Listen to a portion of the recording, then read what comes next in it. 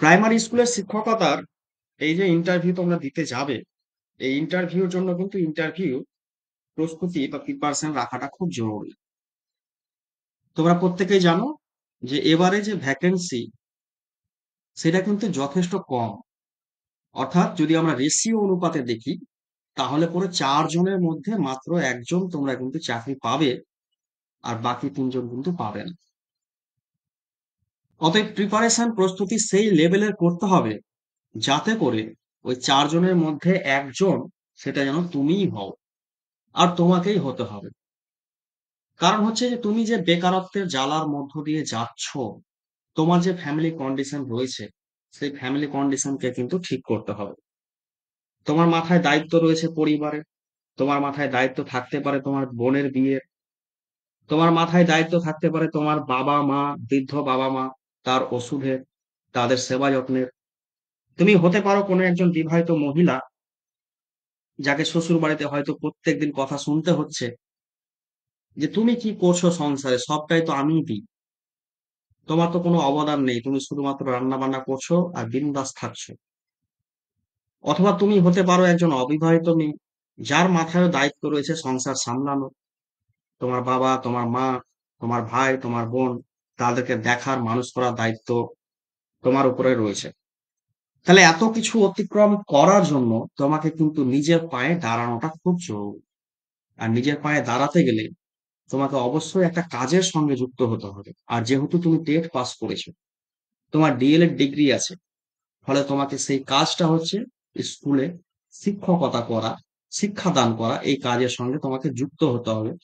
এবং তোমার পেছনে যেন একটা সরকারি স্ট্যাম্প, সরকারি সাপোর্ট থাকে, সেটাও কিন্তু স্থির করতে হবে। এই জন্যই আমাদের পড়াশোনা, আমাদের প্রিপারেশন। যাই হোক, সরাসরি আমরা ক্লাসে চলে আসবো। একেবারে আমরা ক্লাস থেকে শুরু করছি। কোনো প্রশ্ন যদি থাকে অবশ্যই সেগুলো আমি শেষে শুনবো। এর আগে একটা ক্লাস সেম ক্লাস হয়েছে, তার রেকর্ডেড ভিডিও আপলোড যেমন হবে, এই ক্লাসের রেকর্ডেড ভিডিও কিন্তু আপলোড তোমাদের করে দেওয়া হবে।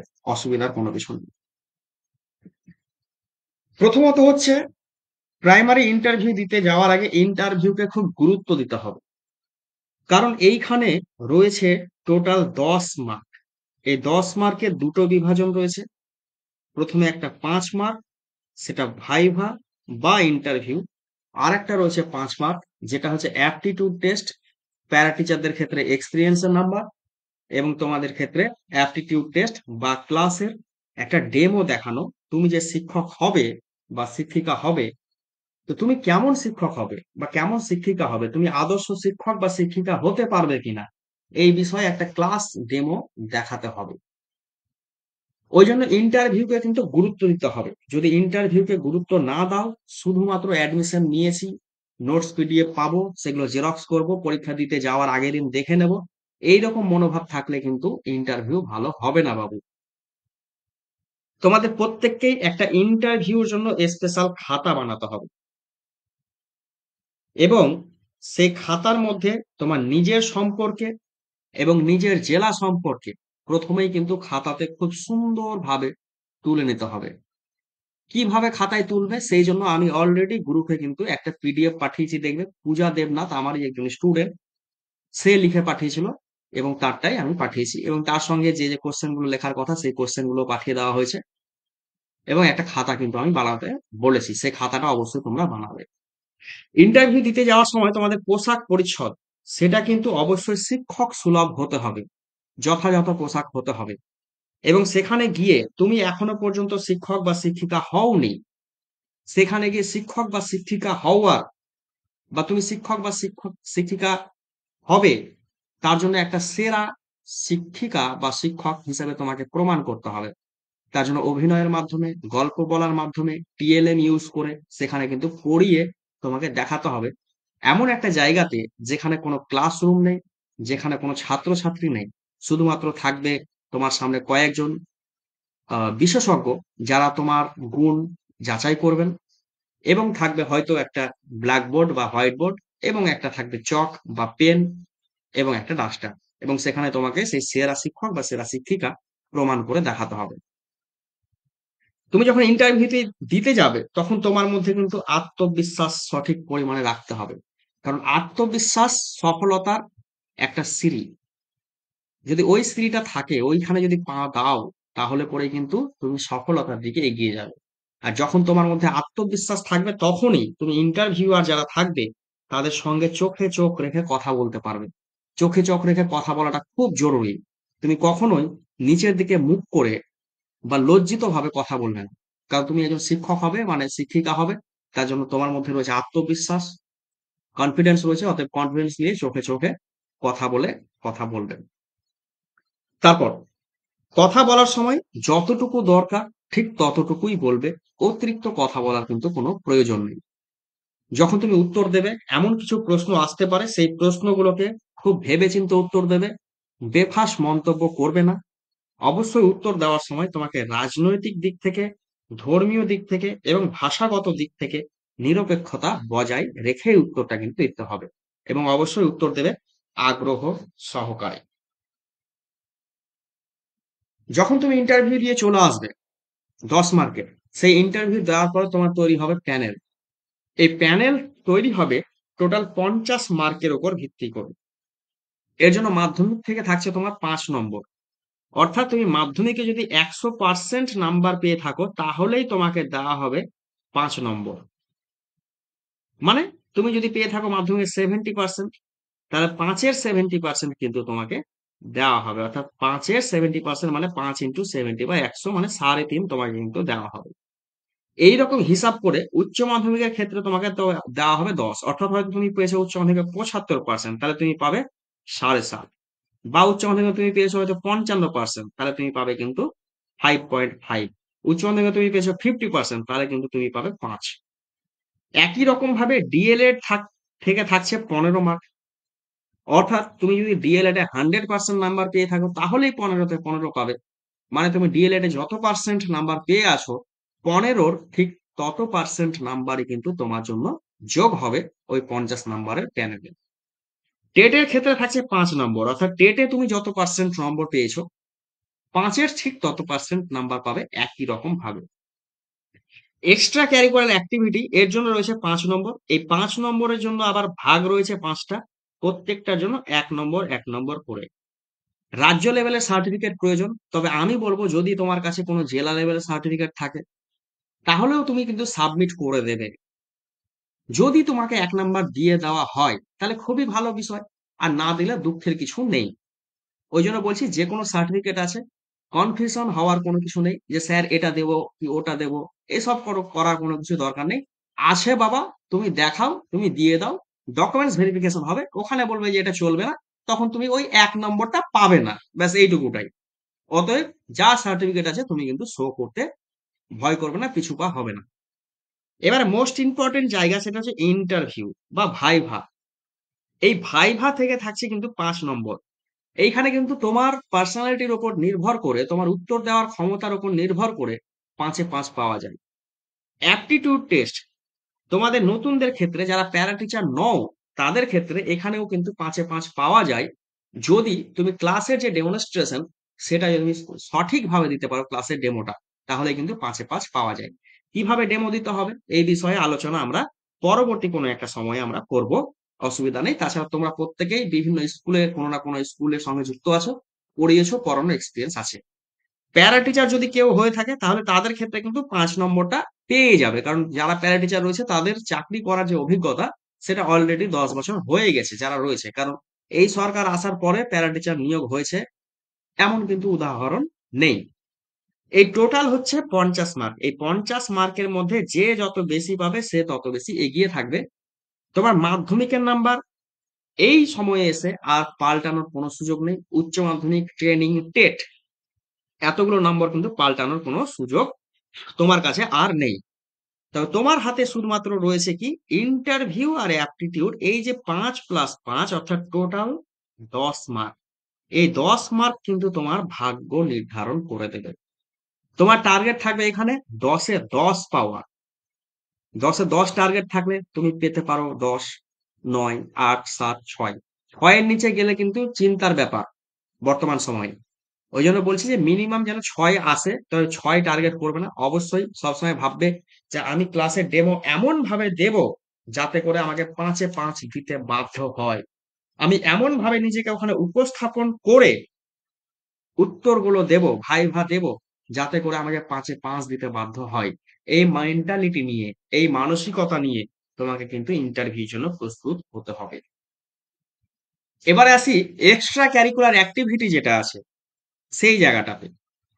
গেমস আর খেলাধুলা এর উপরে যদি রাজ্য লেভেলের কোনো সার্টিফিকেট থেকে থাকে, তাহলে কিন্তু তোমার জন্য ১ নম্বর বরাদ্দ।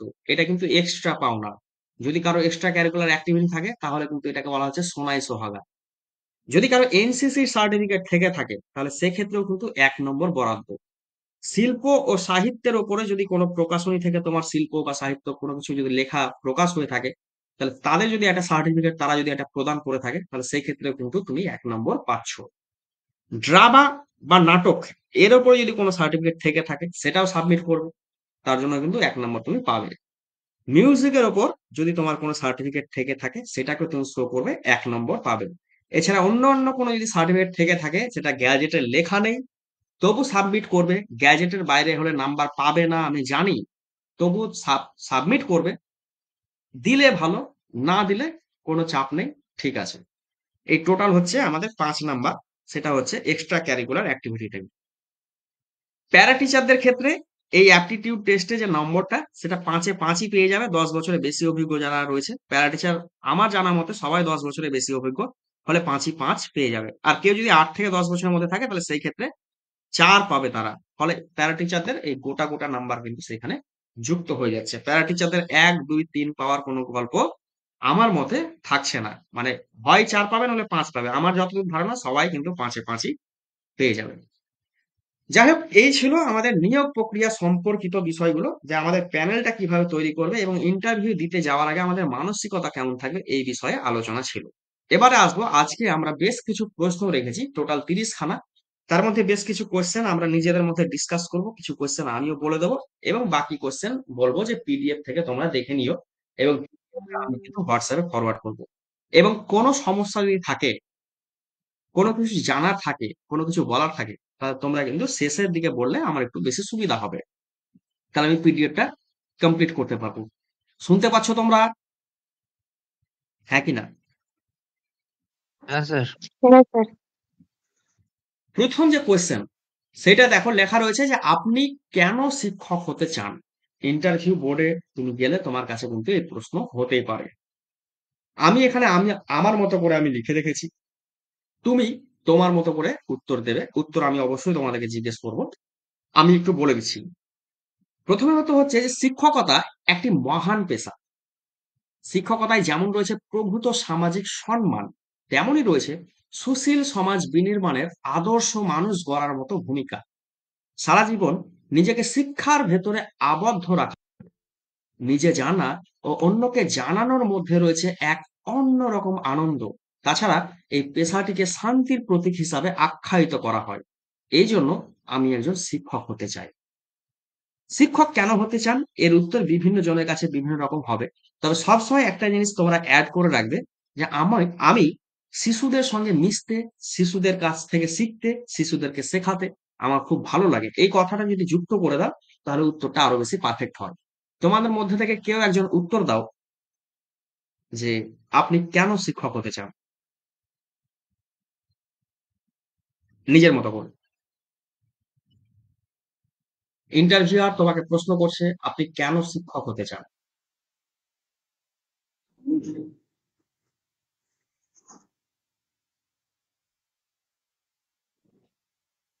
যে স্যার বলবো? বলো। শোনা যাচ্ছে আমার কথা স্যার? হ্যাঁ, শুনতে পাচ্ছি, বলো। আমি স্যার আমি শিক্ষক হতে চাই কারণ শিক্ষকতা একটা মহান পেশা। শিক্ষকরা হচ্ছে সমাজ গড়ার কারিগর। এবং শিক্ষকদের সামাজিক সম্মান অনেক বেশি। তো সেই জন্য আমি শিক্ষক হতে চাই। এছাড়া আমার শিশুদের সঙ্গে মিশতে ভালো লাগে, সেজন্য সেটাও একটা কারণ। এবং শিক্ষকতার যেমন সামাজিক সম্মান পাওয়া যায়, বন্ধুত্বপূর্ণ আচরণের মাধ্যমে অনেক বন্ধু তৈরি হয়, তেমনি শিক্ষকতা করলে আর্থিক দিকটিও সুনিশ্চিত হয়। সেই জন্য আমি শিক্ষক হতে চাই। হ্যাঁ, ঠিক আছে। আর অন্য কেউ? আমি বলছি, হুম। স্যার আমি শিক্ষক হতে চাই, কারণ শিক্ষকতা হলো একটা মহান পেশা। এটা একজন শিক্ষকই হলেন সমাজ গড়ার কারিগর। এছাড়া স্যার আমি ছোট থেকেই আমি আমার বাড়িতে আমি আমার দাদুর কাছ থেকে দেখেছি, উনি একজন শিক্ষক ছিলেন। তো ওনার কাছ থেকে আমি এই শিক্ষক হওয়ার অনুপ্রেরণাটা পেয়েছি। এছাড়া স্যার আমাকে ছোট বাচ্চাদের সঙ্গে মিশতে খুব ভালো লাগে। তাছাড়া স্যার এই শিক্ষকতার সঙ্গে যুক্ত হলে পরে এটা থেকে যে সাম্মানিকটা পাওয়া যায়, সেটাতেও আমাদের দিন যাপন দিন যাপনটা খুব ভালোভাবে হবে। এই জন্য স্যার আমি শিক্ষক হতে চাই। আচ্ছা, ঠিক আছে। আর কেউ বলবে?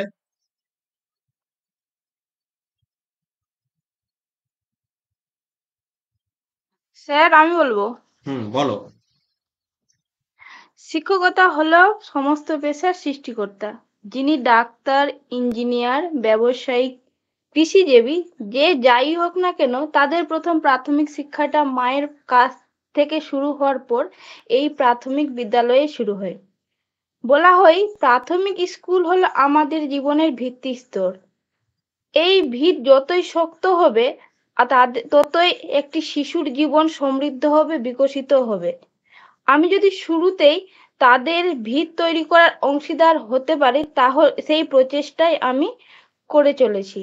একটা বীজের মধ্যে যেমন একটা গাছের প্রাণ লুকিয়ে থাকে, তেমন এই ছোট ছোট শিশুদের মধ্যে এমন বহু প্রতিভা লুকিয়ে আছে, যেগুলি প্রস্ফুটিত করতে পারলে তার সুমিষ্ট ফল আমরা ভোগ করতে পারবো। কারণ বলা হয় যে এই শিশুই হলো আগামী দিনের ভবিষ্যৎ। এছাড়া এই পেশায় আসার জন্য আমি ছোটবেলা থেকেই সাড়া পাই, আর সেই ইচ্ছাটা আরো দৃঢ় হয় যখন আমি আমার ডিএলএড প্রশিক্ষণ চলাকালীন 45 দিনের যে প্র্যাকটিস টিচিং হয়েছিল, সেখানে গিয়ে যে বুঝতে পারি যে একটি শিশু এবং শিক্ষকের মধ্যে সম্বন্ধটা কিরকম। তাদের সরলতায়, পবিত্রতায় আমি ভীষণভাবেই জড়িয়ে গেছি। সেই কারণে এই পেশার প্রতি আমার একটা ভালোবাসার সৃষ্টি হয়েছে। আমি যদি এই পেশাটি উম, পে- এম, আমি যদি এই হ্যাঁ এই উম, আমি তৈরি হয়ে আছি, যদি এই দায়িত্বটা আমি পাই তাহলে আমি নিষ্ঠার সাথে সেটি পালন করব। তাই আমি একজন শিক্ষিকা হতে চাই। হুম, হুম।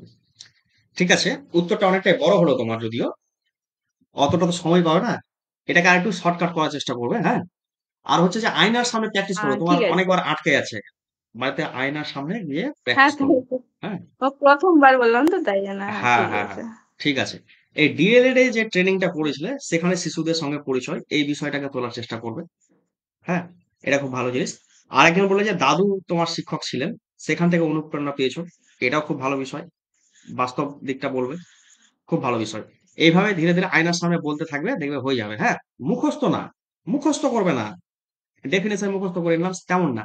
তোমার ইনার ফিলিংস থেকেই শিক্ষক কেন হতে চাইছো সেটাকেই তুমি জাস্ট বলে দেবে। নেক্সট নেক্সট প্রশ্ন হচ্ছে যে আপনি তো শিশুদেরকে শিক্ষা দেবেন বললেন শিক্ষক হয়ে। তাহলে শিক্ষাটা কি? দেখো, শিক্ষা এই যে শব্দটা, এই শব্দ নিয়ে কিন্তু পণ্ডিতদের মধ্যেই যথেষ্ট মতবিরোধ আছে। তবে আমরা বলতে পারি যে শিক্ষা হলো সমাজের চাহিদা অনুযায়ী শিশুর পরিণত ব্যক্তিত্বের, এটা ব্যক্তিত্বের হবে, বানানটা ভুল আছে, আমি ঠিক করবো, হ্যাঁ, ঠিক করে পাঠাবো তোমাদেরকে। পরিণত ব্যক্তিত্বের সুপরিকল্পিত প্রভাবের সমষ্টি, যা তার সুষম দেহ মনের বিকাশের মাধ্যমে জীবনের পরম সত্যকে উপলব্ধি করতে সাহায্য করে। শিক্ষা হলো শিশুর আচরণের কাম্য ও বাঞ্ছিত পরিবর্তন সাধন প্রক্রিয়া। এই হচ্ছে শিক্ষার ডেফিনেশন। এখন তোমাকে যদি জিজ্ঞেস করা হয় যে আপনি শিক্ষা বলতে কি বোঝেন, তখন তুমি তোমার মতো করে উত্তর দেবে যে শিক্ষা হলো শিশুর আচরণের কাম্য ও বাঞ্ছিত পরিবর্তন একটি প্রক্রিয়া। এটা বলতে পারো। অথবা তুমি বলতে পারো যে শিক্ষা হলো সমাজের চাহিদা অনুযায়ী শিশুদের পরিণত ব্যক্তিত্বের সুপরিকল্পিত প্রভাস সমষ্টি, যা তার সুষম দেহ মনের বিকাশের মাধ্যমে জীবনের পরম সত্যকে উপলব্ধি করতে সাহায্য করে। এছাড়া এবার তোমরা বলো যে শিক্ষা কি, তার উত্তর তোমরা কি দিবে, কি দেবে? স্যার শিক্ষা হলো একজন শিশুর তার সর্বাঙ্গীন বিকাশ কিভাবে হবে, সেটা জানানোর মাধ্যমই হলো শিক্ষা। শিক্ষা কেবলমাত্র পুঁথিগত শিক্ষা না, সে সমাজের মধ্যে চলতে গেলে পরে সমাজে একদম সুনাগরিক কিভাবে হয়ে উঠবে, তার চারিদিক পারিপার্শ্বিক কিভাবে সে গড়ে উঠবে, সবকিছু নিয়ে তার যে সর্বাঙ্গীন বিকাশের ভিত তৈরি করা, এটাই হলো আমার মতে শিক্ষার শিক্ষা। মূল ডেফিনেশন। বাহ, ভেরি গুড, খুব সুন্দর বলেছো। আর কেউ কিছু?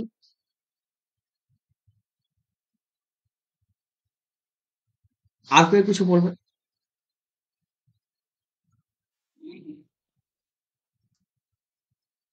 শিক্ষা হলো আহ, সামাজিক আহ, শিক্ষা হলো সমাজের মানুষের সুপরিকল্পিত ভাবে তাদের ব্যক্তিত্বের প্রভাব, শিশু মনে তাদের ব্যক্তিত্বের প্রভাব, এবং সেই প্রভাবের মধ্য দিয়ে শিশু মনের আচরণের পরিবর্তনকে শিক্ষা বলে।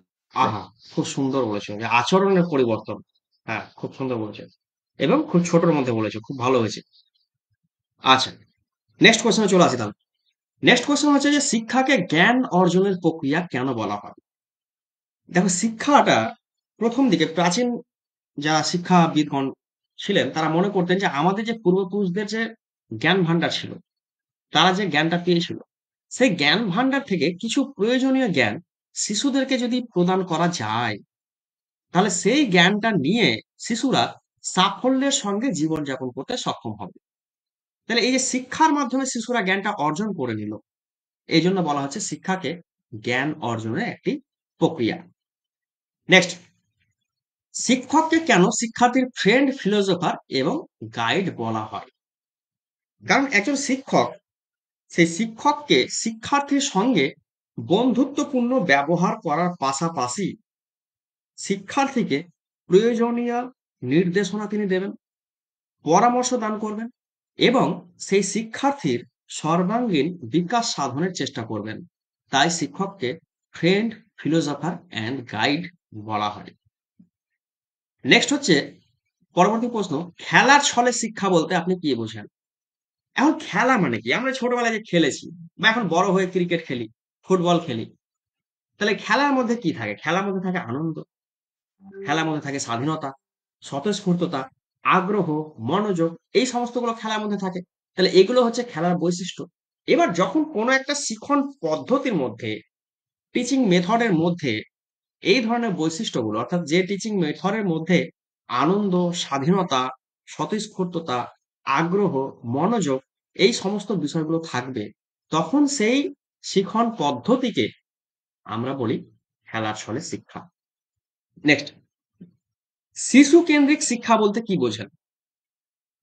শিশু কেন্দ্রিক শিক্ষা হচ্ছে সেই শিক্ষা যে শিক্ষার মধ্যে বা যে শিক্ষা ব্যবস্থাটা গড়ে উঠবে শিক্ষার্থীর আগ্রহ, রুচি, দক্ষতা, প্রবণতা, ইচ্ছা, এই সমস্তগুলোকে কেন্দ্র করে যে শিক্ষা ব্যবস্থাটা গড়ে উঠছে, সেই শিক্ষা ব্যবস্থাটাকে বলা হচ্ছে কিন্তু শিশু কেন্দ্রিক শিক্ষা। ওকে, শিশু কেন্দ্রিক শিক্ষা সম্পর্কে পরে আরেকবার বলেছি বিষয়টা। নেক্সট হচ্ছে বুনিয়াদী শিক্ষাটা কি? বুনিয়াদী শিক্ষা, গান্ধীজি তার কর্ম করার মাধ্যমে শিক্ষার মূল সম্পর্কে সচেতন ছিলেন। তিনি মনে করতেন সুতা কাটা, তাঁত বোনা, কৃষিকাজ ইত্যাদির মতো শিল্পকর্ম শিক্ষার মাধ্যমে কাজের প্রতি শিক্ষার্থীর আগ্রহ গড়ে ওঠে, এতে সে তার সামর্থ্য উজাড় করে দেয়। এই প্রকার যে শিক্ষা, সেই শিক্ষাকে তিনি কিন্তু বলেছেন বুনিয়াদী শিক্ষা, অর্থাৎ কাজের মাধ্যমে শিক্ষা, যেমন সুতো কাটা, তাঁত বোনা, কৃষিকাজ, কাজের মাধ্যমে যে শিক্ষা, এই শিক্ষাটাকে কিন্তু বুনিয়াদী শিক্ষা বলেছিলেন গান্ধীজি। নেক্সট, নই তালিম কি? ৮ নম্বর প্রশ্ন। মহাত্মা গান্ধী ১৯৪৫ খ্রিস্টাব্দে নই তালিম নামে জীবনের সর্বস্তরের উপযোগী বুনিয়াদী শিক্ষা পরিকল্পনা রচনা করেন। এই পরিকল্পনায় বুনিয়াদী শিক্ষাকে ৪টা স্তরে তিনি ভাগ করেছিলেন। প্রথম হচ্ছে প্রাক বুনিয়াদী স্তর, যেটা ৭ বছরের থেকে কম যারা তাদের জন্য। সেকেন্ড ছিল কি হলো এটা? এটা কি রে বাবা? হুম, সেকেন্ড হচ্ছে নিম্ন বুনিয়াদী স্তর, ৭ থেকে ১৪ বছর বয়স। তারপর হচ্ছে বুনিয়াদী স্তর, যেটা ১৪ বছরের থেকে বেশি বয়স। আর ৪ নাম্বার হচ্ছে প্রাপ্তবয়স্কদের শিক্ষা। তাই নৈতালিন যেটা, সেটা ৪টা স্তর ছিল, এটা কিন্তু তোমাকে মনে রাখতে হবে। খুবই গুরুত্বপূর্ণ কোশ্চেন, বয়স্ক শিক্ষা কি? নিরক্ষর বয়স্ক মানুষ, অর্থাৎ যাদের মধ্যে অক্ষর জ্ঞান নেই, তাদেরকে সাক্ষর করে তোলার জন্য যে শিক্ষা, সেই শিক্ষাটাকে বলা হচ্ছে বয়স্ক শিক্ষা। এটি সাক্ষরতা অভিযানের অন্যতম কর্মসূচি। বয়স্ক শিক্ষা এই যে শব্দবন্ধ, এই শব্দবন্ধটিকে অনেকভাবে সংজ্ঞায়িত করা হয়েছে। তবে যাই হোক, আমরা বলতে পারি বয়স্ক শিক্ষা হলো সেই শিক্ষা যার মধ্যে ৩টি যুক্তি থাকবে। প্রথম যুক্তি, বয়স্ক শিক্ষক বয়স্ক শিক্ষাটা নিরক্ষর যারা রয়েছে, যাদের মধ্যে অক্ষর জ্ঞান নেই, তাদের মধ্যে অক্ষর জ্ঞানের বিস্তার করতে সাহায্য করে। বয়স্ক নিরক্ষরদের মধ্যে শিক্ষাগত মানসিকতা তৈরি করে, কারণ তাদের মধ্যে শিক্ষাগত যদি মানসিকতা তৈরি হয়, তাহলে তাদের পরবর্তী যে জেনারেশন তারাও কিন্তু শিক্ষার প্রতি আগ্রহ হবে এবং তারা শিক্ষিত হবে এবং শিক্ষিত সমাজ তৈরি হবে। নেক্সট, ব্যক্তিগত ও গোষ্ঠীগত জীবনে নাগরিকদের যে সমস্ত অধিকারগুলো আছে, যে কর্তব্যগুলো আছে, সেই সম্পর্কে তাদের মধ্যে চেতনা গড়ে উঠবে। তাহলে এই তিনটে হচ্ছে উদ্দেশ্য বয়স্ক শিক্ষা সম্পর্কিত। তার মানে ভারতে নিরক্ষরতা একটি সামাজিক ব্যাধি। এই জন্যই বয়স্ক শিক্ষাকে কিন্তু সামাজিক শিক্ষা হিসাবে কিন্তু দেখা হচ্ছে। নেক্সট, এই যে আধুনিক শিক্ষাকে শিশু কেন্দ্রিক শিক্ষা কেন বলা হয়, বলেছিলাম যে পরে আছে, এই বিষয়টা একবার দেখে নাও। আধুনিক শিক্ষাকে শিশু কেন্দ্রিক শিক্ষা কেন বলা হয়, কোশ্চেন হতেই পারে। তার কারণটা হচ্ছে যে আধুনিক শিক্ষার কেন্দ্রবিন্দুই হচ্ছে শিশু। শিশুর রুচি, শিশুর আগ্রহ, প্রয়োজন ও মানসিক ক্ষমতা অনুযায়ী পাঠ্যক্রম তৈরি করা হয়। শিক্ষকের স্থান আজকে শিশুর আগে নয়, শিশুর একেবারে পাশে। শিশুকে জানানোই হবে শিক্ষকের অন্যতম কাজ। শিশু তার প্রকৃতি অনুযায়ী শিক্ষা গ্রহণ করবে। আধুনিক শিক্ষার এই নবতর চেতনাকে শিশু কেন্দ্রিক শিক্ষা বলা হচ্ছে, কারণ শিশুর রুচি, শিশুর আগ্রহ, শিশুর প্রয়োজন, শিশুর মানসিক ক্ষমতা, এই সমস্তকে কেন্দ্র করে কিন্তু পাঠ্যক্রম তৈরি করা হচ্ছে এবং শিক্ষকের যে স্থান সেটা কিন্তু কখনোই শিশুর আগে নয়, শিশুর সাথে সাথে। তাহলে শিশুকে কেন্দ্র করে তৈরি করা হচ্ছে, এই জন্য আধুনিক শিক্ষাটা হচ্ছে শিশু কেন্দ্রিক শিক্ষা। নেক্সট, নারী শিক্ষার প্রয়োজনটা কি? দেখো, পৃথিবীর সমস্ত সৃষ্টিশীল কাজে এবং সভ্যতা সংস্কৃতির অগ্রগতির পেছনে নারী সম্প্রদায়ের প্রত্যক্ষভাবে অবদান থাকে অথবা পরোক্ষভাবেও কিন্তু অবদান থাকে, এবং সেই অবদানটা কিন্তু অস্বীকার করা যায় না। জাতীয় উন্নয়ন এবং অগ্রগতিতে নারী শিক্ষার আবশ্যকতা অনস্বীকার্য। নারী সমাজকে অশিক্ষিত রেখে কোনো জাতি বা কোনো দেশের উন্নতি বা প্রগতি কিন্তু সম্ভব নয়। পরিশেষে বলা যাচ্ছে যে নারীর যে সুপ্ত সম্ভাবনার প্রতিভার বিকাশের জন্য জাতির সমূহের কল্যাণ ও মাঙ্গলিক ভাবনার উত্তরণে নারী শিক্ষা কিন্তু একান্ত প্রয়োজন। প্রয়োজন মানাটা ভুল আছে, পরে আমি ঠিক করে দেবো। আচ্ছা, যে সমস্ত দেশে নারী শিক্ষাকে প্রাধান্য দেওয়া হয় না, সেই সমস্ত দেশ কিন্তু কখনোই এগোতে পারে না। উদাহরণস্বরূপ আমাদের প্রতিবেশী দেশগুলোকে দেখো না, এই বাংলাদেশ, পাকিস্তান, এরা কিন্তু ভারতের মতো এগোতে পারেনি, বা ভারতের থেকে এগিয়ে রয়েছে অন্যান্য কান্ট্রি গুলো যারা, তারা দেখবে যে নারী শিক্ষাকে ভারতের থেকে আরো বেশি গুরুত্ব দিয়েছে, ওই জন্য তারা আরো বেশি এগিয়ে আছে। এই জন্য যে কোনো দেশ বা যে কোনো জাতির উন্নয়নের জন্য কিন্তু নারী শিক্ষা খুব প্রয়োজন। নেক্সট, SSA এর পুরো নাম হচ্ছে সর্বশিক্ষা অভিযান। এটা পরে আমরা ডিটেলস পড়বো। নেক্সট, শিশু কেন্দ্রিক শিক্ষায় কি ধরনের পাঠ্যক্রম প্রয়োজন? শিক্ষক ও শিক্ষার্থীর মানবীয় সম্পর্কের উপর ভিত্তি করে গড়ে ওঠা শিশু কেন্দ্রিক শিক্ষার যে পাঠ্যক্রম, সেটা হবে অভিজ্ঞতা ভিত্তিক। আর কেমন হবে? সক্রিয়তা ভিত্তিক।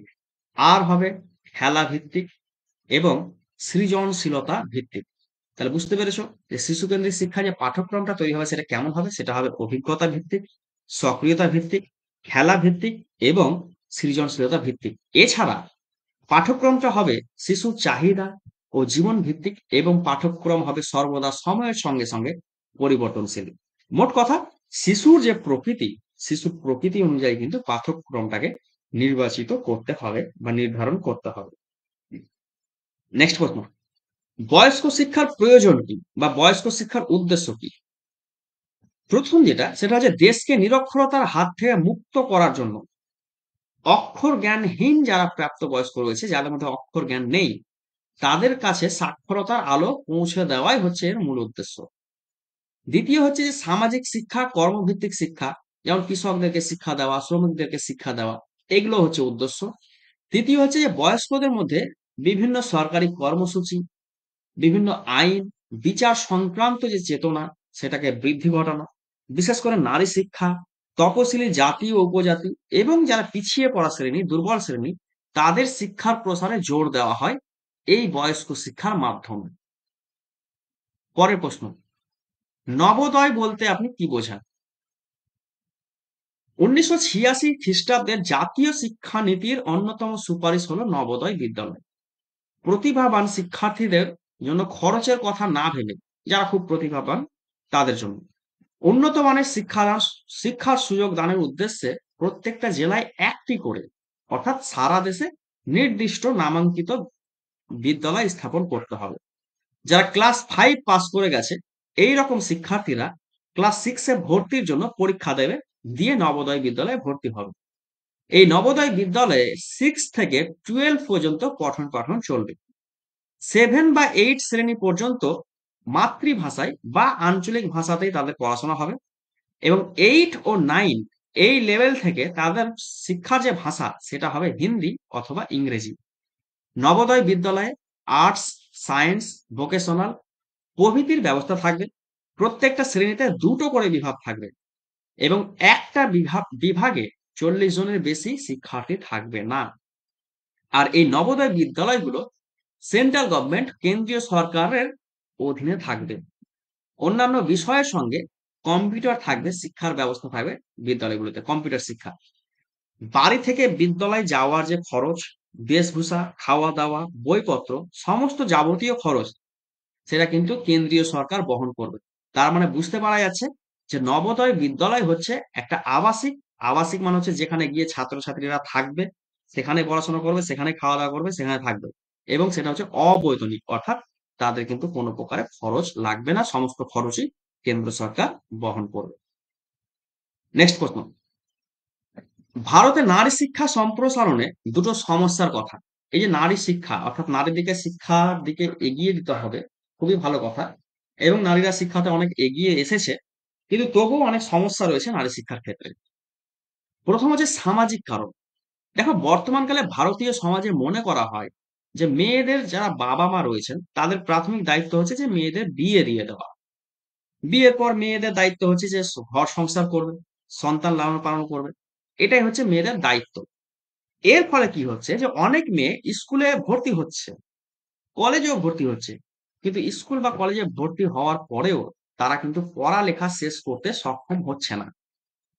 সক্ষম না হলে কি হচ্ছে যে তাদের সময়টা অপচয় হচ্ছে, এবং এই অনুন্নয়ন হচ্ছে নারী শিক্ষা সম্প্রসারণে একটা প্রধান কিন্তু সমস্যা। এই অল্প বয়সে বিয়ে দিয়ে দেওয়া, পড়তে পড়তে বিয়ে দিয়ে দেওয়া, এর ফলে কিন্তু পড়াশোনা খুব ক্ষতি হয়।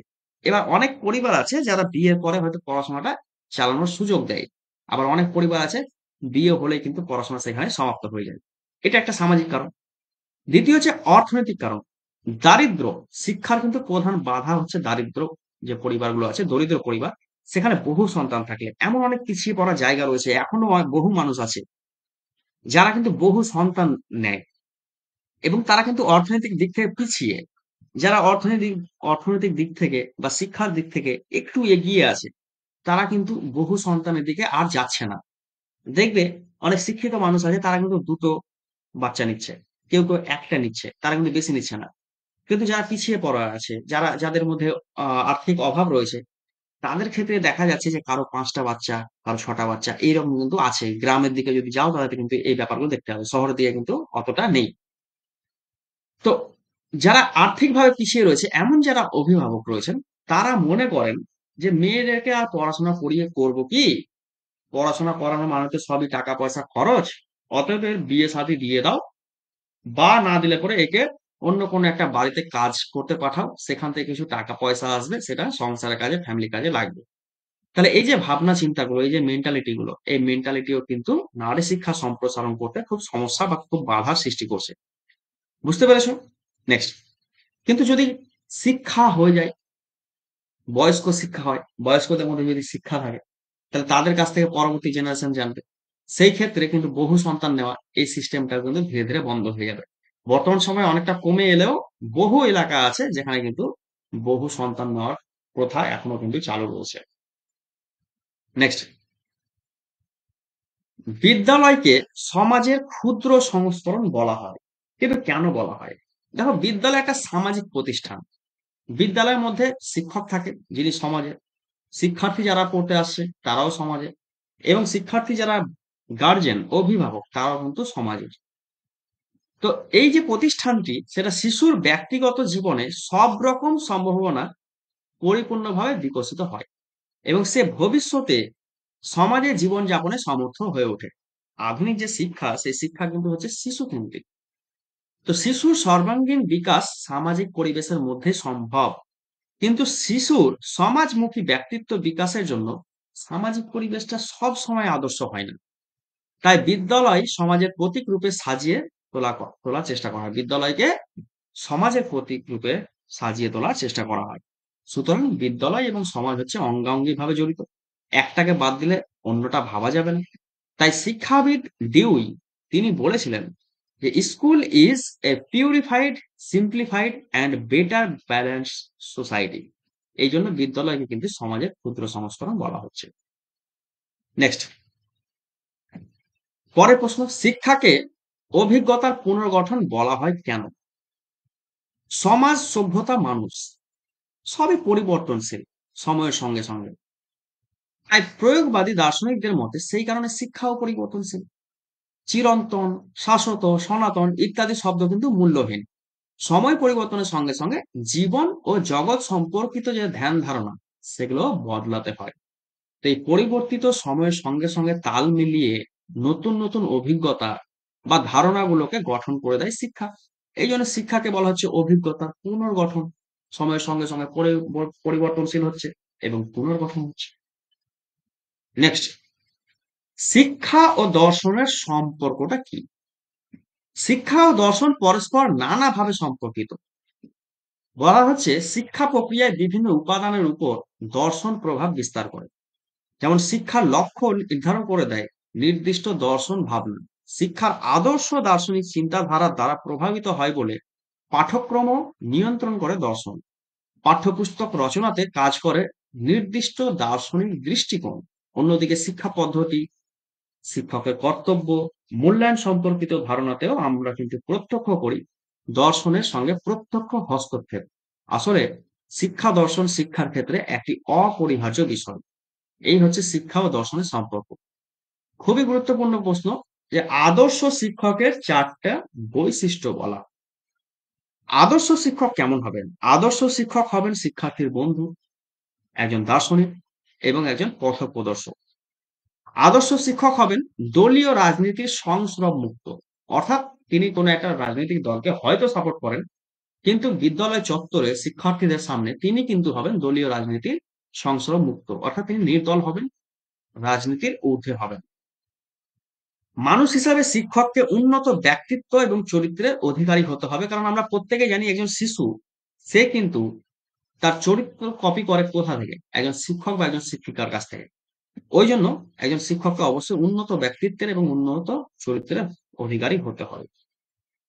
তারপর শিক্ষার্থীদের গ্রহণ ক্ষমতা অনুযায়ী শিক্ষাদান করতে হবে এবং শিক্ষার্থীদের গ্রহণ ক্ষমতা কেমন সেটা বুঝতে হবে এবং সেই অনুযায়ী শিক্ষা দেওয়ার যোগ্যতা শিক্ষকের মধ্যে থাকতে হবে।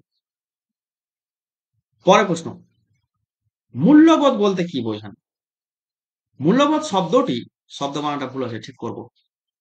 মানুষের জীবনের উদ্দেশ্যের সঙ্গে অঙ্গাঙ্গিভাবে জড়িত, কেননা মানুষ কয়েকটি ধারণার সন্নিবেশ ঘটিয়ে সেই অনুযায়ী চলার পথ নির্ণয় করে নির্দিষ্ট লক্ষ্যে পৌঁছায়। যদি সেই পথ নির্দেশিত লক্ষ্য সমাজ অনুমোদিত হয় কিংবা ব্যক্তিকে যোগ্য, দক্ষ, গণতান্ত্রিক সমাজ নাগরিক হিসাবে গঠন করতে সাহায্য করে, তখন সেটি হয়, বানান ভুল আছে, মূল্যবোধ। তাই জন্য বলা হয় ভ্যালু, মূল্যবোধ is a way of satisfying our wants through social process. তাহলে মূল্যবোধ বলতে কি বোঝেন? এই প্রশ্নের উত্তর কিন্তু এটা। নেক্সট, শিক্ষকের ব্যক্তিগত বৈশিষ্ট্য কি হবে? ওইখানে যে 4টে বৈশিষ্ট্য বললাম সেম জিনিস, একই ব্যাপার। আধুনিক শিক্ষা ব্যবস্থায় শিক্ষকের কতগুলো বৈশিষ্ট্যের উপর গুরুত্ব দেওয়া হয়েছে। কি সেই বৈশিষ্ট্য? তার মধ্যে শিক্ষকের চরিত্র, শিক্ষকের পেশার প্রতি ভালোবাসা থাকবে, নিয়মানুবর্তিতা থাকবে, শিক্ষার্থীকে মর্যাদা দিবে, ন্যায়, নিরপেক্ষ ও স্বাধীনভাবে চিন্তা করার মতো ক্ষমতা থাকবে, জ্ঞান অর্জনের স্পৃহা থাকবে, সুস্থ মানসিক ও দৈহিক স্বাস্থ্যের অধিকারী হওয়া। এগুলো হচ্ছে শিক্ষকের ব্যক্তিগত বৈশিষ্ট্য। নেক্সট, খুব গুরুত্বপূর্ণ প্রশ্ন, অপারেশন ব্ল্যাকবোর্ড কি? শিক্ষায় দ্রুত ও সর্বাত্মক সাফল্যের চেষ্টায় জাতীয় শিক্ষানীতি 1986-তে প্রাথমিক শিক্ষার মানের উন্নতি ঘটাতে অপারেশন ব্ল্যাকবোর্ড কর্মসূচি রচনা করা হয়েছিল। এই কর্মসূচিতে প্রত্যেকটা প্রাথমিক বিদ্যালয়ে থাকবে 2 কক্ষের পাকা বাড়ি। 2 জন শিক্ষক থাকবেন, যার মধ্যে অবশ্যই একজন শিক্ষিকা। এছাড়া সেখানে থাকবে TLM, blackboard, chalk duster, map, chart, শিশুদের খেলার উপযোগী সামগ্রী, ক্যাসেট, টেপ রেকর্ডার প্রভৃতি সরঞ্জাম এগুলো কিন্তু ওখানে থাকবেন। এই হচ্ছে অপারেশন ব্ল্যাকবোর্ড। নেক্সট প্রশ্ন, ক্লাস 8 পর্যন্ত পাস ফেল নেই, এটাকে কি আপনি সমর্থন করেন? এটাকে সমর্থন করলে পরে এর উত্তর কি হবে? হ্যাঁ হবে। আর যদি সমর্থন না করো তাহলে পরে সেই ক্ষেত্রে উত্তর হবে না। আমি এখানে উত্তর দিয়েছি যে কখনোই সমর্থন করব না। কেন সমর্থন করা যাবে না? তার কারণ হচ্ছে যে শিক্ষার যদি একটা নির্দিষ্ট লক্ষ্য না থাকে তাহলে কিন্তু সেই শিক্ষার ফলাফল সুফল পাওয়া যাবে না। ফলে একজন শিক্ষার্থী যখন সে জানবে যে সে পড়াশোনা না করেই, জ্ঞান অর্জন না করেই সে 8 পর্যন্ত পাস করে যাবে, তখন কিন্তু তার মধ্যে সঠিক পরিমাণে সর্বাঙ্গীন বিকাশ ঘটবে না। এই জন্য ক্লাস 8 পর্যন্ত পাস ফেল টা রাখা উচিত বলে আমি মনে করি। তোমাদের কি মনে হয় এই বিষয়ে? বলো দেখি। অবশ্যই এটা রাখা উচিত, কারণ এই পার্সেল না থাকার জন্য আহ, আমি যেহেতু একজন আহ, গৃহশিক্ষক হিসাবে রয়েছে বর্তমানে, হুম, তো তাদের মধ্যে একটা উদাসীনতা দেখা যায় যে পড়ার প্রতি, যে তারা তো এমনিতেই পাশ করে যাবে। হ্যাঁ, তো সেক্ষেত্রে যদি পাশ ফেল আনা হয়, যদি মানে সেক্ষেত্রেও যদি 5 নাম্বারটা একটু কম করেও রাখা হয়, হুম, সেটা করা যেতে পারে। তবুও যদি পাশ ফেলটা আসে তাহলে তারা পড়ার প্রতি আরো একটু আগ্রহী হবে বা মনোযোগী হবে। হুম, ঠিক বলেছো। আর কেউ কিছু বলবে? হ্যাঁ, যদি হ্যাঁ স্যার, আমি একটু চেষ্টা করি। হুম, স্যার, যদি ওই পাস ফেলটা প্রথাটা থাকে, তাহলে শিক্ষার্থীদের মনে কিন্তু একটা ভীতি সৃষ্টি হয় পরীক্ষাতে পাস ফেলের ব্যাপারে। সেখানে সে কিন্তু ড্রপ আউট হয়ে যাওয়ার একটা সম্ভাবনা কিন্তু প্রকোপ থাকে বলে আমি মনে করি। হুম, স্যার, সেক্ষেত্রে ওই আমি যেটা বললাম যে মানে নম্বর কমিয়ে দেওয়া হোক, যে 5 নম্বর মিনিমাম 10 বা কিছু একটা হোক, যে একটা মানে শিথিলতম একটা মাপকাঠি থাকুক, হুম, যাতে তাদেরও একটু মানে একটু আর কি যাতে সজাগ থাকে তারা, যে না আমাকে এই নাম্বারটা অন্তত পেতে হবে। তুলতে হবে, তার স্যার বলবো? জন্য একটু পড়াশোনা করতে হবে। আমি হুম, একেবারে প্রেশার দেওয়ার কথা বলছি না। হ্যাঁ। তবে প্রেশার দেওয়ার কোনো ব্যাপারই তো আসছে না। কারণ শিক্ষার্থী যার কাছে শিক্ষা গ্রহণ করবে, যে শিক্ষকের কাছে, সেই শিক্ষক তো তার বন্ধু, তার ফ্রেন্ড, তার ফিলোসোফার, তার পথপ্রদর্শক। ফলে এখানে ভীতির কোনো ব্যাপারই আসে না। বলবো? বলো। সেই জন্য আমি যে ভীতির প্রসঙ্গটা আসলো বলে বলছি, হুম, যে আমি মনে করি হসপিটাল প্রথা তুলে দেওয়াই উচিত। কারণ সরকারের যে লক্ষ্য আছে, মানে সবাইকে স্বাক্ষর করাতেই হবে। তো সেই জন্য সরকারের লক্ষ্য পূরণ হবে না, প্রথম কথা। দ্বিতীয় কথা, এই যে ভীতি তৈরি হলে স্কুলে ড্রপ আউটের সংখ্যা বাড়তে পারে। যেহেতু আমরা শিক্ষকরা ফ্রেন্ড ফিলোসোফার গাইড হিসেবে কাজ করি, তাহলে এখানে ভীতির প্রশ্নটা উঠবেই না। সেই জন্য আমি মনে করি পাস ফেল প্রথা তুলে দেওয়া উচিত। পাস ফেল প্রথা তুলে দেওয়া উচিত, মানে ওটা থাকবে না। হ্যাঁ, হ্যাঁ। মানে 8 পর্যন্ত সে স্যার, অটোমেটিকলি আমি একটু পাস বলবো? করে যাবে। তাই তাই বললে, তাই তো? হ্যাঁ, সেটাই বললাম স্যার। আচ্ছা, আচ্ছা। তারপর বলো। বলবো? হ্যাঁ, হ্যাঁ। টার্গেট ছাড়া কোনো কিছুই ভালোভাবে মানে হয় না। হুম, সেইরকমই একটা বাচ্চার যদি টার্গেট না থাকে, সে সেইরকম ভাবে পড়াশোনা করবে না। উদাসীন ভাব তো থাকবেই একটা। হুম, আর দ্বিতীয় কথা হচ্ছে, সেক্ষেত্রে আমরা কিছুটা মানে, যেহেতু আমরা এখন আহ, আমরা নিচ্ছি, শিক্ষা নিয়েছি যে বাচ্চার মানুষ মানে মনের দিকটা দেখে সবটা বিচার করব, তাহলে আমরা ছোট শিশুদেরকে মানে ক্লাস 4 পর্যন্ত বা একটা বয়স পর্যন্ত ছাড় দেওয়া যেতে পারে। কিন্তু তার ওপরে মানে 5 থেকে বা হয়তো 5 থেকে 8 পর্যন্ত বা 6 থেকে 8 কখনোই ওটা কাম্য নয় যে মানে উইদাউট পাস ফেল ওরা উঠে যাচ্ছে বারবার, সেটাতে তারা যথেষ্টই তখন মানে 4 এর পর থেকে বড় হয়ে যায়। তো তখন শিশুদের মধ্যে ওই কিছুটা ইয়ে থাকা টার্গেট থাকা দরকার, সেটা খুব ন্যূনতম হোক বা গ্রেড সিস্টেম যেটা এখন চালু হয়েছে, গ্রেড সিস্টেমে পাস ফেলের ব্যাপারটা থাকে না, অথচ হুম তাদের একটা টার্গেট সেট করতে হয়, সেই রকম ব্যাপারটা থাকলেও ঠিক আছে, কিন্তু থাকা উচিত। হুম তো এর উত্তর কিন্তু তোমরা নিজেরাই দেবে, এবং তার পেছনে কিন্তু তোমাদেরকে যুক্তি দিতে হবে। যদি তুমি বলো যে না, পাস ফেল রাখা যাবে না, তার জন্য তুমি যুক্তি দেবে। আর যদি তোমার মনে হ্যাঁ হয় যে না, ঠিক, পাস ফেল স্যার রাখতে হবে, সরকারের বিপক্ষে সরকারের বিপক্ষে তো আমরা কখনোই যেতে পারি না, বিশেষ করে ইন্টারভিউ এর ব্যাপারে। হ্যাঁ, না না, এইখানে তোমার মতামত চাওয়া আমাদের হচ্ছে। এখানে সরকারের মতামত নয়, সরকার হ্যাঁ এই বিষয়ে ওনারা একটা তো চেষ্টা করবেন, হ্যাঁ স্যার বলছি যে ওনারা তো চেষ্টা করবেন আমাদের পাজল করার, যে দেখি এর মধ্যে কতটা নলেজ আছে। কিন্তু আমরা যদি মানে সরকারের সপক্ষে বলাটা মানে আমার কাছে যুক্তিযুক্ত, কারণ তিনি তো সরকারের মানুষ।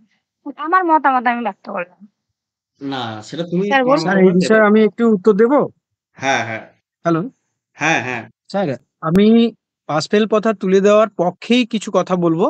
হ্যাঁ যেখানে প্রথম কথা আসে, শিশুর সর্বাঙ্গীন বিকাশ সাধনে এটি বাধা হয়ে দাঁড়ায়। তার সাথে সাথে ভারতবর্ষের এখনো প্রান্তিক এলাকা থেকে শুরু করে বিভিন্ন আম, আদিবাসী জনজাতিদের মধ্যে এর একটি মনস্তাত্ত্বিক প্রভাব পড়ে, এবং আর্থসামাজিকভাবে পিছিয়ে পড়া যে ছেলে মেয়েরা রয়েছে হুম তাদেরকে বিদ্যালয়ের আঙ্গিনায় নিয়ে আসতে, স্কুল ছুট বন্ধ করতে, স্কুল ভীতি দূর করতে এই পাস ফেল প্রথা তুলে দেওয়া উচিত।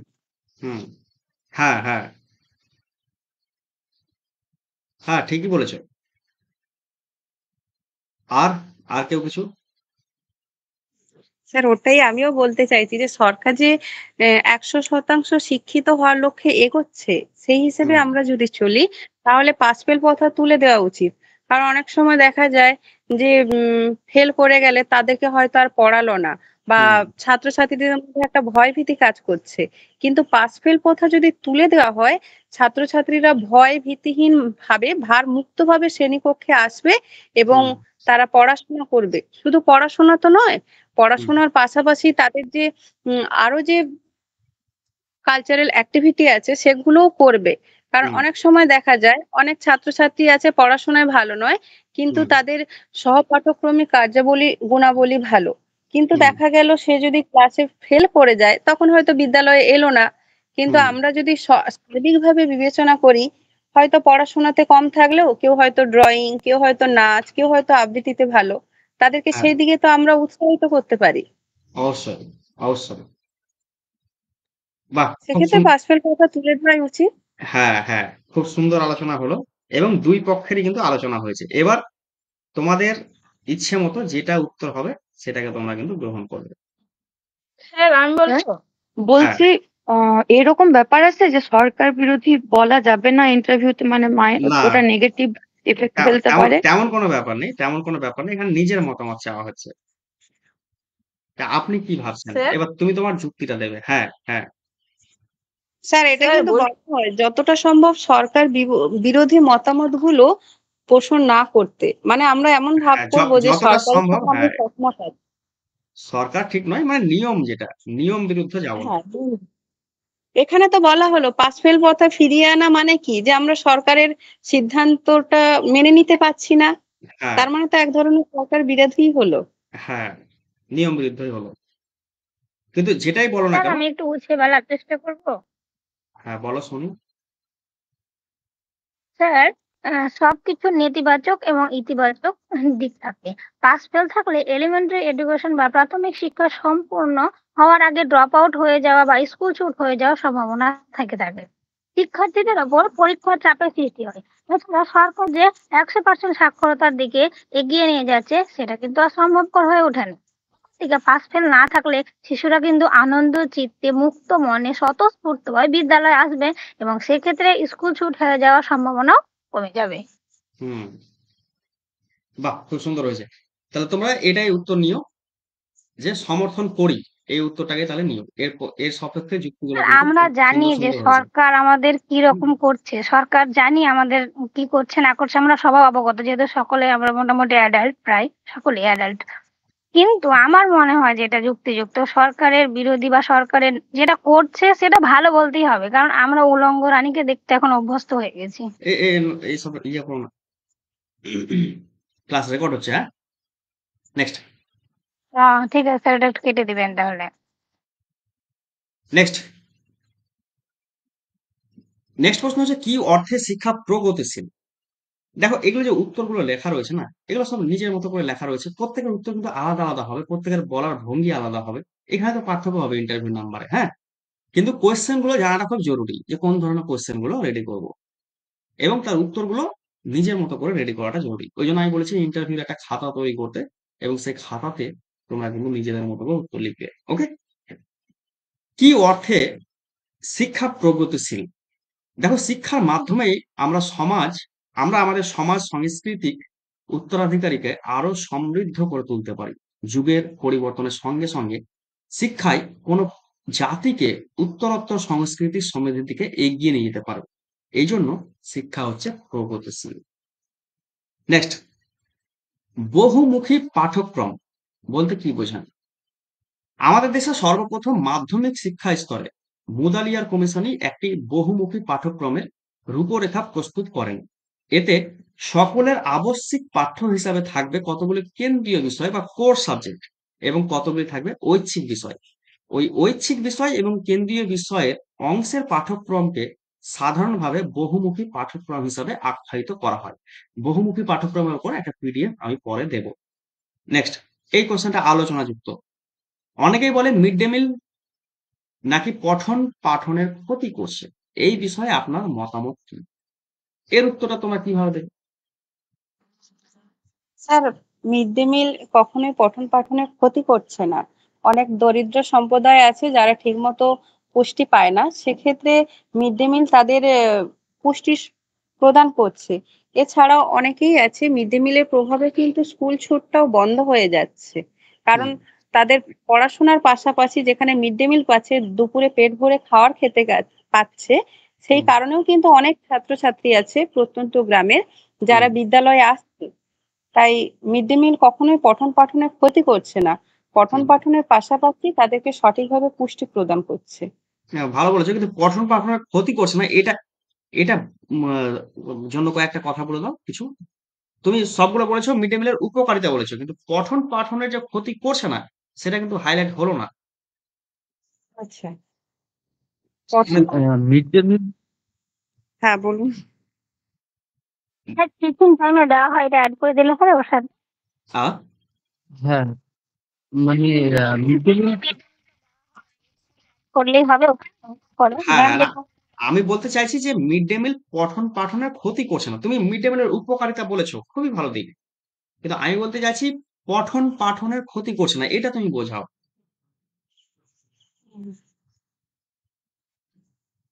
Sir, mid day meal mid day meal হ্যাঁ, মিড ডে মিল অন্য মিড জায়গায় রান্না হচ্ছে বা তার দায়িত্ব সম্পূর্ণ হ্যাঁ, অন্যান্যদের ওপর আছে। মিড ডে এই মিলের দায়িত্ব অন্যান্যদের উপর বর্তিত আছে, সেখানে শিক্ষক শিক্ষিকারা পঠন পাঠন বাদ দিয়ে যে মিড ডে মিলের দায়িত্ব নিয়েছে বা রান্না করছে, পঠন পাঠন বন্ধ রেখে সেটা তো নয়। শিক্ষার হুম দায়িত্ব শিক্ষক শিক্ষিকাদের, এবং মিড ডে মিলের দায়িত্ব অন্যান্য সহায়িকাদের। সেক্ষেত্রে আলাদা আলাদা যেহেতু দায়িত্ব আছে, সেক্ষেত্রে পঠন পাঠনে কোনো সমস্যা হচ্ছে না, এবং হ্যাঁ, ক্লাস এই কথাটা টাইমেও তাদেরকে মিড ডে মিল দেওয়া হচ্ছে না। ঠিক, এই কথাটা জুড়ে দিতে হবে যে মিড ডে মিল রান্না হয় রান্না করে, ক্লাসরুমে হয় না। এবং মিড ডে মিলের রান্না করেন রাঁধুনিরা, শিক্ষকরা করেন না। শিক্ষকরা শুধুমাত্র মিড ডে মিল শুরু হওয়ার আগে একবার যাচাই করে নেন যে আজকে কি রান্না হচ্ছে, এবং রান্না হয়ে যাওয়ার পর একবার খাবারের কোয়ালিটি, গুণগত মান, সেটাকে যাচাই করে নেন। এর ফলে গুণগত মান যাচাই করার ফলে শিক্ষার্থীরা যে খাবারটা খায় তার মধ্যে যথেষ্ট পুষ্টিগুণ থাকে, এবং তার পাশাপাশি পড়াশোনাটা চলছে, ফলে পড়াশোনার কোনো প্রকারের ক্ষতি হচ্ছে না। উল্টে উপরন্ত যে লাভগুলো হচ্ছে, যেগুলো তোমরা বললে, যে এর মাধ্যমে স্কুলে যে ড্রপ আউটের সংখ্যা সেটা কমেছে, এবং প্রত্যন্ত গ্রামীণ এলাকা আছে যেখানে খাদ্যাভাব রয়েছে, পুষ্টির অভাব রয়েছে, স্কুলে শিক্ষার পাশাপাশি শিক্ষার্থীরা পুষ্টি গ্রহণ করতে পারছে, এইগুলো উপকারগুলো রয়েছে। পঠন পাঠনে ওই কথাটা কিন্তু জুড়ে দিও, হ্যাঁ, যে রান্নাটা কিন্তু অন্য জায়গায় হচ্ছে, ক্লাসরুমে হচ্ছে না। এবং শিক্ষকরা কিন্তু রান্নার দায়িত্বে থাকছেন না, রান্নার জন্য রাঁধুনি রয়েছেন। ওকে, নেক্সট। একজন শিক্ষকের সার্বিক উদ্দেশ্য কি হওয়া উচিত বলে আপনি মনে করেন? এর উত্তর দেখো, একজন শিক্ষকের সার্বিক উদ্দেশ্য হওয়া উচিত পঠন পাঠনের মাধ্যমে শিক্ষার্থীদের বুদ্ধিমত্তার উন্নয়ন ঘটানো এবং শ্রেণীর পিছিয়ে পড়া শিক্ষার্থীদের পঠন পাঠনের প্রতি আগ্রহ করে তোলা। এ হচ্ছে একজন শিক্ষকের সার্বিক উদ্দেশ্য। নেক্সট, সু অভ্যাস গঠনের ক্ষেত্রে শিক্ষকের ভূমিকাটা কি? তো যে কোনো ধরনের অভ্যাস গঠন করতে হলে শিক্ষকের প্রথম যে কর্তব্য সেটা হবে উদ্দেশ্য এবং লক্ষ্যকে নির্ধারণ করা। দ্বিতীয় হচ্ছে যে শিক্ষার্থীদের অভ্যাস গঠন ত্বরান্বিত করতে হলে শিক্ষকদের পুরস্কৃত করতে হবে, মানে শিক্ষকদের নয়, শিক্ষকদের শিক্ষার্থীদেরকে পুরস্কৃত করতে হবে। সাধারণভাবে শিক্ষকদের উৎসাহ এবং প্রত্যক্ষ অভিজ্ঞতার সঙ্গে সংযুক্ত যে প্রতিক্রিয়া সেটাই শিক্ষার্থীদের কাছে পুরস্কার হিসেবে কাজ করে এবং প্রেরণার শক্তি যোগায়। মানে শিক্ষকরা যখন কোনো একটা টাস্ক দিয়েছে, সেই টাস্ক দেওয়ার পরে যখন প্রত্যক্ষভাবে অভিজ্ঞতার সঙ্গে সংযুক্ত হয়ে শিক্ষক একটা প্রতিক্রিয়া দিচ্ছে যে বাহ খুব ভালো, খুব দারুণ, এই প্রতিক্রিয়াটাই কিন্তু পুরস্কার হিসাবে কাজ করে শিক্ষার্থীদের কাছে এবং এটাই কিন্তু শিক্ষার্থীদের কাছে প্রেরণা শক্তি যোগায়। নেক্সট, শিক্ষার একটি নির্দিষ্ট লক্ষ্য থাকা কেন প্রয়োজন? প্রত্যেক কর্মের একটা নির্দিষ্ট লক্ষ্য থাকে।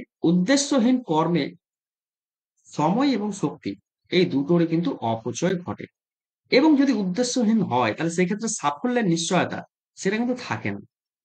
তো শিক্ষার মধ্যে এত একটা গুরুত্বপূর্ণ বিষয়, এর একটা নির্দিষ্ট লক্ষ্য থাকা উচিত।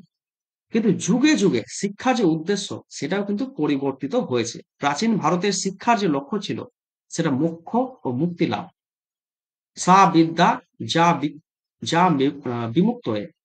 আধুনিক যুগে যে শিক্ষার লক্ষ্য সেটা হচ্ছে জ্ঞান চয়ন, শিশুর বৃদ্ধি ও বিকাশ, সঙ্গতি বিধান, আত্মসক্রিয়তা বা পরিপূর্ণ মানুষ হওয়া। এটা হচ্ছে বর্তমান যুগের শিক্ষার লক্ষ্য। এবং আজকে লাস্ট প্রশ্ন 30 নম্বর, তারপরে আমরা আলোচনায় বসবো। আপনার সন্তানকে আপনি কোন স্কুলে পড়াবেন? সরকারি প্রাথমিক বিদ্যালয় না বেসরকারি ইংরেজি মাধ্যম? এর উত্তর অবশ্যই আমরা প্রাথমিক স্কুলেই পড়াবো। কেন পড়াবো? কারণ প্রাথমিক স্কুলের যে সিলেবাস সেটা মনোবিজ্ঞান সম্মত। তোমরা এই যে ইন্টারভিউ প্রিপারেশন নিচ্ছ বা টেট দিয়েছো, তখন তোমরা প্রাইমারি স্কুলের বইগুলো আশা করছি দেখেছো। তো প্রাইমারি স্কুলের বই যদি দেখো এবং বইয়ের পাতা উল্টে উল্টে ভালো করে দেখো, তো দেখবে বইগুলো কিন্তু আমার পার্সোনাল মতে বেসরকারি স্কুলের থেকে অনেক বেশি উন্নত, অনেক বেশি মনোবিজ্ঞান সম্মত।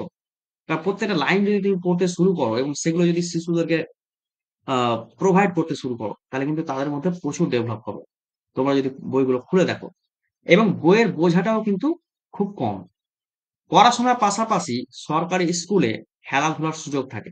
বেসরকারি স্কুলে কিন্তু শুধুমাত্র পড়াশোনারই চাপ থাকে, প্রচুর চাপ, একের পর এক চাপিয়ে দেওয়া হয়।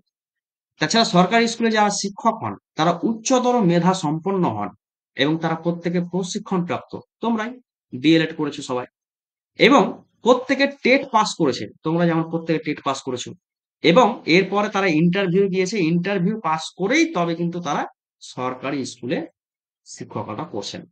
তাহলে বুঝতে পারছো যে প্রাইভেট স্কুলে যারা শিক্ষক রয়েছেন তারা, তাদের ডিগ্রি অনেক কিছু থাকতে পারে, তবে তারা সবাই যে প্রশিক্ষণ প্রাপ্ত বা সবাই যে তারা টেট পাস এটা কিন্তু নয়। ইন্টারভিউ পাস তো নয়, কারণ ইন্টারভিউ পাস হয়ে থাকলে তারা কিন্তু আর বেসরকারি স্কুলে পড়াচ্ছেন না, তারা তো তখন সরকারি স্কুলে চলে যাবেন। কথা বুঝতে পারছো? তাহলে এই ছিল আজকে 30টি প্রশ্ন। এবারে আসি আমরা আলোচনাতে, যে তোমাদের কোনো কোয়েশ্চেন, কোনো কিছু জানার থাকলে বলো, সেগুলো আমি উত্তর দেওয়ার চেষ্টা করব, এবং কোনো কিছু জানার থাকলেও বলতে পারো ক্লাস সম্পর্কে বা যে কোনো কিছু জানাও। পিডিএফ আমি গ্রুপে দিয়ে দেবো, কয়েকটা ভুল আছে বানান সেটা ঠিক করে দিয়ে দেবো। আর রেকর্ডিং ক্লাস টিচমিন্ট অ্যাপে পেয়ে যাবে। বলো কারো কিছু সমস্যা থাকলে জানাও। স্যার ওবিসি এ থেকে যদি ওবিসি বি এ কনভার্ট হয়ে যায় ক্যাটাগরিটা, তাহলে হুম, কতটা লস হলো এটা একটু বলুন ওবিসি আমার। এ আগে 10% রিজার্ভেশন ছিল, ওবিসি বি হচ্ছে 7% রিজার্ভেশন। আর কনভার্ট করতেই হবে। স্যার যদি কারোর কবিতা কোনো প্রকাশনীতে প্রকাশ পায় সেক্ষেত্রে কি এক্সট্রা কারিকুলার অ্যাক্টিভিটিস হিসেবে এটা যোগ হবে নাকি তার কাব্যগ্রন্থ প্রকাশ হতে হবে? না, এই বিষয়ে তো সেরকম স্পষ্ট গ্যাজেটে কিছু নাই। গ্যাজেটে যেটা আছে যে লেখা, কোনো একটা লেখা যদি প্রকাশ হয়ে থাকে কোনো পত্রিকায়, তাহলে যেই প্রকাশনীর মাধ্যমে প্রকাশ হচ্ছে সেই প্রকাশনী যদি একটা সার্টিফিকেট প্রদান করে থাকে সেই সার্টিফিকেটটা শো করতে বলেছে। আর ধরুন কোনো পত্র পত্রিকায় মানে ধরুন এই যে আনন্দবাজার পত্রিকা বা বর্তমান এইসব হুম, পেপারেও যদি ছাপা হয় সেক্ষেত্রেও কি নাম্বার দেওয়া হয়? না, এই বিষয়ে কিছু লেখা নেই। গ্যাজেট আমি যেটা দেখেছি সেখানে হচ্ছে যে যে প্রকাশনী থেকে প্রকাশ হয়েছে সেই প্রকাশনীর একটা সার্টিফিকেট লাগবে। তবে আমি বলবো যে যদি থেকে থাকে তো সেটা সাবমিট করো। যদি নাম্বার পাওয়া যায় 1 নাম্বার, অসুবিধার কিছু নেই। খুবই আর ভালো জিনিস। স্যার মানে অনেকেই এইভাবে সার্টিফিকেট কালেক্ট করছে। হ্যাঁ, করবে তো। 1 নাম্বার মানে বিশাল গুরুত্বপূর্ণ তো। ওইজন্য আমি হ্যাঁ, বলছি যে সাবমিট করো। যা আছে সাবমিট করো। হলে ভালো, 1 নাম্বার পেয়ে যাবে। আর না হলে শুধু তো জানি কিছু নেই। ISBN রেজিস্ট্রেশন না থাকলে হয় না। হ্যাঁ, তবে সাবমিট করো। ও পাবে না, নাম্বার পাবে না, অসুবিধা নেই। তবে সাবমিট রেজিস্ট্রেশন করো। নাম্বার দিয়ে ইয়ে থাকলে ওই প্রকাশনের রেজিস্ট্রেশন নাম্বার থাকলে তবেই পাওয়া যায়। হ্যাঁ, কিন্তু সেক্ষেত্রে তো স্যার একটা নেগেটিভ হয়ে যাচ্ছে। ধরুন কেউ সেই বিষয়ে নলেজ নেই কিন্তু জাস্ট নাম্বার পাওয়ার জন্য কোনোভাবে সার্টিফিকেট কালেক্ট করেছে। দেখা হুম, গেল ইন্টারভিউ রুমে ওই সাবজেক্ট নিয়ে কোশ্চেন করা হলো, সেখানে পারলো না। সেখানে তো হুম। ব্যাড ইফেক্টই হবে না, নেগেটিভ হ্যাঁ, ব্যাড ইফেক্ট ইমপ্রেস হবে। হবে। হ্যাঁ, আমি এদিকে বলতে 1 চাইছি নাম্বার যে বেশি পেলো, দেখা গেল সেদিকে হ্যাঁ, 1 নাম্বার কেটে গেল। আমি বলতে চাইছি যে স্যার তোমার কাছে বলছি যদি যে বৈধ একটা মানে সার্টিফিকেট থাকে, শো করো না। অসুবিধা কিসের? হ্যাঁ, বলো, বলো। স্যার ভেরিফিকেশনের সময় ধরুন ওটা অ্যাকসেপ্ট করলো, হুম। কিন্তু ওই ইন্টারভিউয়াররা কি জানবেন যে আমি কি মানে এক্সট্রা কারিকুলার না, কি দিয়েছি না, ওরা জানবেন? না, না, জানবেন না। তাহলে তো ওখানে জিজ্ঞেস করবে, প্রশ্নই আসে না যে কোন না, স্যার থেকে। ওটা কিন্তু জানবে, ওনারা কি করে? জানবেন যে এক্সট্রা কারিকুলামে যে নাম্বার পাচ্ছে ওটা তো ওরা মনে ফাইনাল হচ্ছে জানবে। ফাইনাল ফাইনাল কম্পিউটারে তো স্যার করে দিবে, লোড করে দিবে। এবার যখন ইন্টারভিউ যারা নিবেন সেখানে তারা নাকি কম্পিউটারে দেখতে পান অটোমেটিক যে আমি কত পার্সেন্ট পেয়েছি, কি আছে না আছে, ওরা সব চোখের সামনে দেখতে পান, যতটা আমি শুনেছি স্যার। কেউ এখন যদি হলো এক্সট্রা কারিকুলামে নাম্বার পায় সেখান থেকেও কিন্তু তাকে কোশ্চেন করা হয় যে আপনি তো এই বিষয়ে দক্ষ, আপনি তার জন্য নাম্বারও পেয়েছেন, নিশ্চয়ই আপনি দক্ষ। তো সেখান থেকে কোশ্চেন করা হয় কিন্তু। আমাদের সময় তো এরকম ছিল না। এখন কি করেছেন? এখন তো কড়াকড়ি হচ্ছে সব জিনিস, প্রযুক্তি এগিয়ে এগুলো অনেকে তো করছে। অনেক 17 সালে কিন্তু এটা করেছে স্যার, 17-তে। 17 তে? আমি শুনেছি সেম। তাহলে নাম্বারটা যখন এড হচ্ছে তারপরে সেটা ইন্টারভিউয়ার কাছে যাচ্ছে। তাই বলছো? হ্যাঁ স্যার, সবই দেখতে পাচ্ছে আমার ডকুমেন্টস। আমি মানে না, ইন্টারভিউ যখন ডকুমেন্টস তো তোমার আসছি, কাছে বসছি থাকবে। ওনাদের সামনে। হ্যাঁ, হুম, না ভেরিফিকেশন করছে তো স্যার। তারপরে হুম, কম্পিউটারে সমস্ত কিছু দেখতে পাচ্ছে, আমি কোথায় কত সালে বা কত মার্কস কত সবকিছু A to Z ওরা জানতে পারছে। হুম। না না, সেগুলো তো এই জানবে। সেখান মাধ্যমিক থেকে উচ্চ ইন্টারভিউতে মাধ্যমিক তো না, ওটা না, ইন্টারভিউ ওটা যে ফর্ম ফিল আপ ফর্মের করেছো মধ্যেই না, থাকে, হ্যাঁ, ইন্টারভিউ ফর্ম ফিল আপ করেছো, ওখানেই তো থাকে। ওইখানে যে ডেটা আছে সেটা ওদের কাছে থাকে। কিন্তু এক্সট্রা হ্যাঁ কারিকুলার হ্যাঁ, অ্যাক্টিভিটি ব্যাপারটা আমি কিন্তু এটা তো এক্সট্রা মানে এটা পরে দিতে হয়, মানে এটা ওইটাই আমি প্যানেলে হয়। বলছিলাম। আমি ওটাই বলছি, এটা প্যানেলে হ্যাঁ, হয়। এটা তো আপলোড করা বা ওদের কাছে ইনফরমেশন যাওয়ার মানে আমি রাস্তা দেখতেছি না আর কি। হয় না, কিন্তু ওখানে জিজ্ঞাসা করে যে আপনি কি মানে এর বাইরে কিছু দক্ষতা আছে কিনা, তখন তো অস্বীকার করা যাবে না হ্যাঁ, হ্যাঁ, যদি তখন সে তোমাকে বলতে হবে। ভেরিফিকেশনে হ্যাঁ, সেখান থেকে ওখানে প্রশ্ন দেয়। হবে। হ্যাঁ, এটা তখন এটা হতে পারে। হ্যাঁ মানে কোশ্চেন করবে। আচ্ছা, আমি যতদূর হ্যাঁ জানি এটা সেটা হচ্ছে যে তুমি ইন্টারভিউ ফর্ম ফিল আপ করার সময় যে যে ডেটা গুলো দিয়েছো সেই ডেটা তাদের কাছে থাকে। যে যে তথ্য প্রোভাইড করেছো ইন্টারভিউ। এক্সট্রা যা হয় সব অফলাইন হয়, অফলাইন ওরা খাতায় নোট করে তারপরে সে আপলোড করবে, কিন্তু প্রথমে যখন যাই ডকুমেন্ট ভেরিফিকেশন হয় তখন হ্যাঁ, নাম্বার ক্যালকুলেশন হয় এবং এক্সট্রা যেগুলো সব নাম্বার নিয়ে নেওয়া হয়, তখন কোনো অনলাইন আসে না, অনলাইন পরে আপলোড হয়, কারণ ওই সময় হ্যাঁ, অত দিনের মধ্যে করা সম্ভব হয় না। হ্যাঁ, হ্যাঁ, হ্যাঁ। এক্সট্রা ক্যারিকুলার অ্যাক্টিভিটি যদি কেউ জানায় তাহলে সেক্ষেত্রে হয়। যেমন হয়তো বললো যে আপনার নিজের সম্পর্কে বলুন। তখন তার উত্তর দিতে গিয়ে সে এক্সট্রা ক্যারিকুলার অ্যাক্টিভিটিটা বা তার হবিটা সে যোগ করে দিল। তখন সেখান থেকে প্রশ্ন হয়ে গেল। Sir next. ব্রতচারিতা কি এক্সট্রা কারিকুলামে হবে কিছু? ব্রতচারীর যে অনলি ফার্স্ট পেজ সার্টিফিকেশনটা। না, সেটা তো গ্যাজেটে নেই, গ্যাজেটে আমি দেখিনি, ওটাই বলছি। এটা এটা আমি এর আগেও শুনেছিলাম, অনেকেই জিজ্ঞেস করে এই কোশ্চেনটাই, কিন্তু আমি যেটা শুনেছি মানে এটা অ্যালাউ করে না আর কি, এরকম আর কি শুনেছি। যাই হোক, আমি ভুলও হতে পারি। শোনো, আমি একটা হ্যাঁ, কথা কিন্তু বলি। ব্রতচারী যেহেতু হ্যাঁ, আমি বলুন আমি স্যার। আমি যেটা বলছি, যে গ্যাজেটে যেগুলো বলেছে সেগুলো তো ক্লিয়ার করে দেওয়া হয়েছে। এর বাকি যেগুলো কনফিউশন আছে কিনা, তোমরা সাবমিট করো। তাতে যদি 1 নাম্বার আসে তো ভালো, না আসে তো না এলো।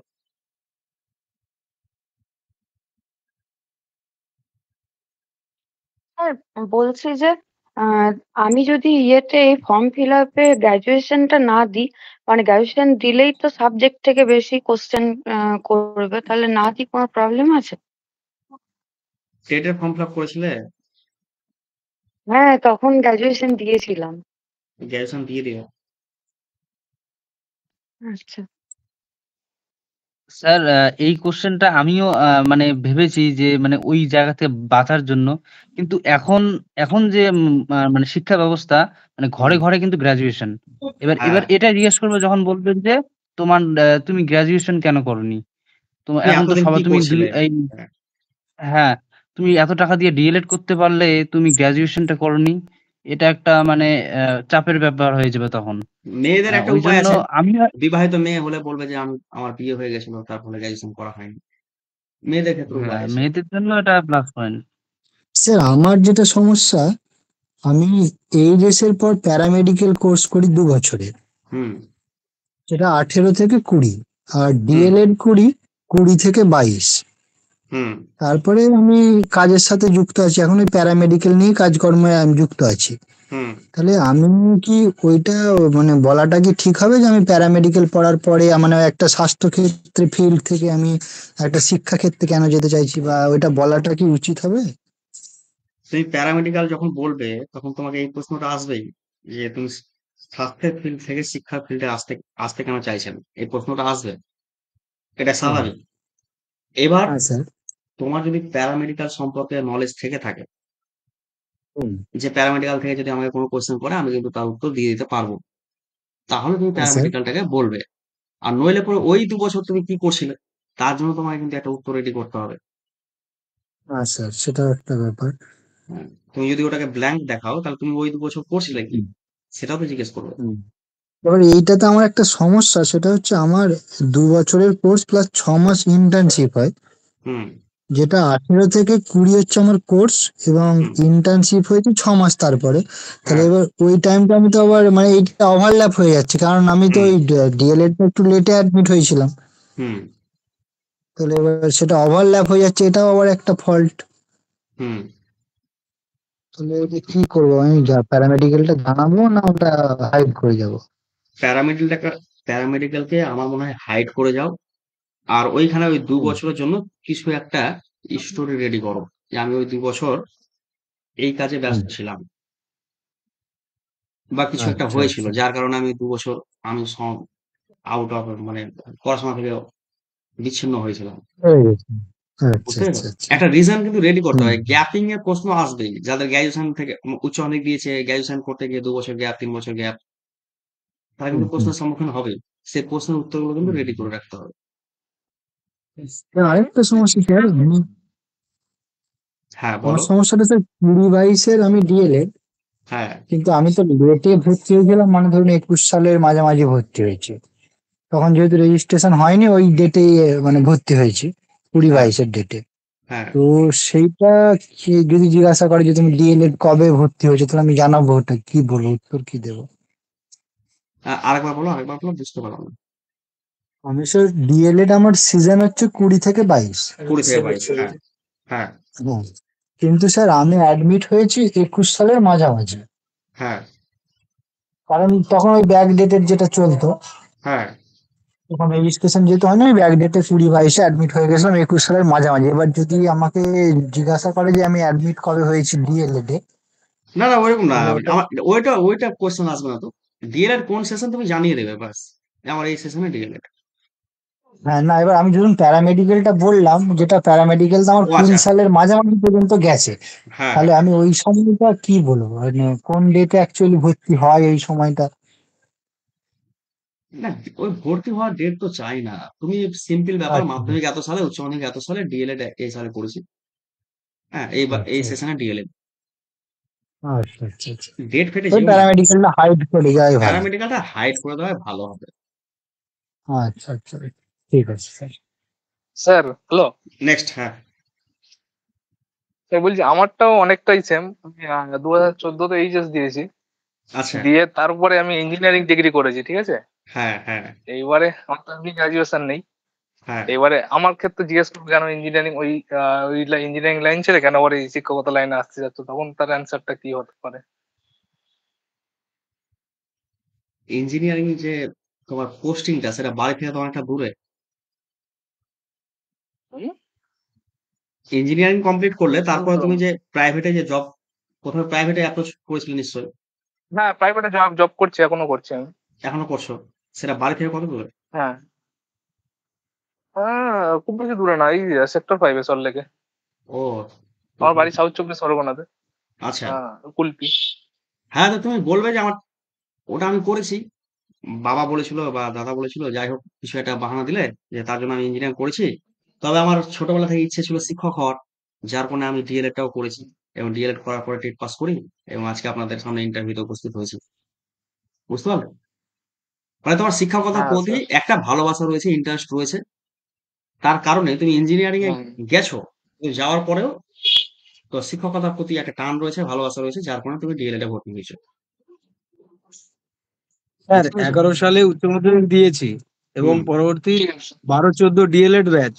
হুম। তো তারপরে 17-তে গ্রাজুয়েশন কমপ্লিট করেছি এনএসইউ থেকে। এর মাঝখানে কোনো কিছু গ্যাপের জন্য কি কোনো প্রশ্ন করতে পারে? তারপরে পার্ট টাইম হুম, টিচারশিপ করেছি আর কি 17-এর পরে। তারপরে হ্যাঁ বাংলা সহায়তা কেন্দ্রে মানে বিএসকে তে ডাটা এন্ট্রি অপারেটর হিসেবে যুক্ত রয়েছি। হ্যাঁ। এর থেকে কিছু প্রশ্ন বা কোনো জিজ্ঞাসা থাকতে পারে? গ্যাপ আছে? গ্যাপ না, থাকলে আমার কোশ্চেন। সেরকম গ্যাপ নেই। 12-14 হচ্ছে ডিএলএড ব্যাচ, তারপরে হ্যাঁ, গ্রাজুয়েশন করেছি।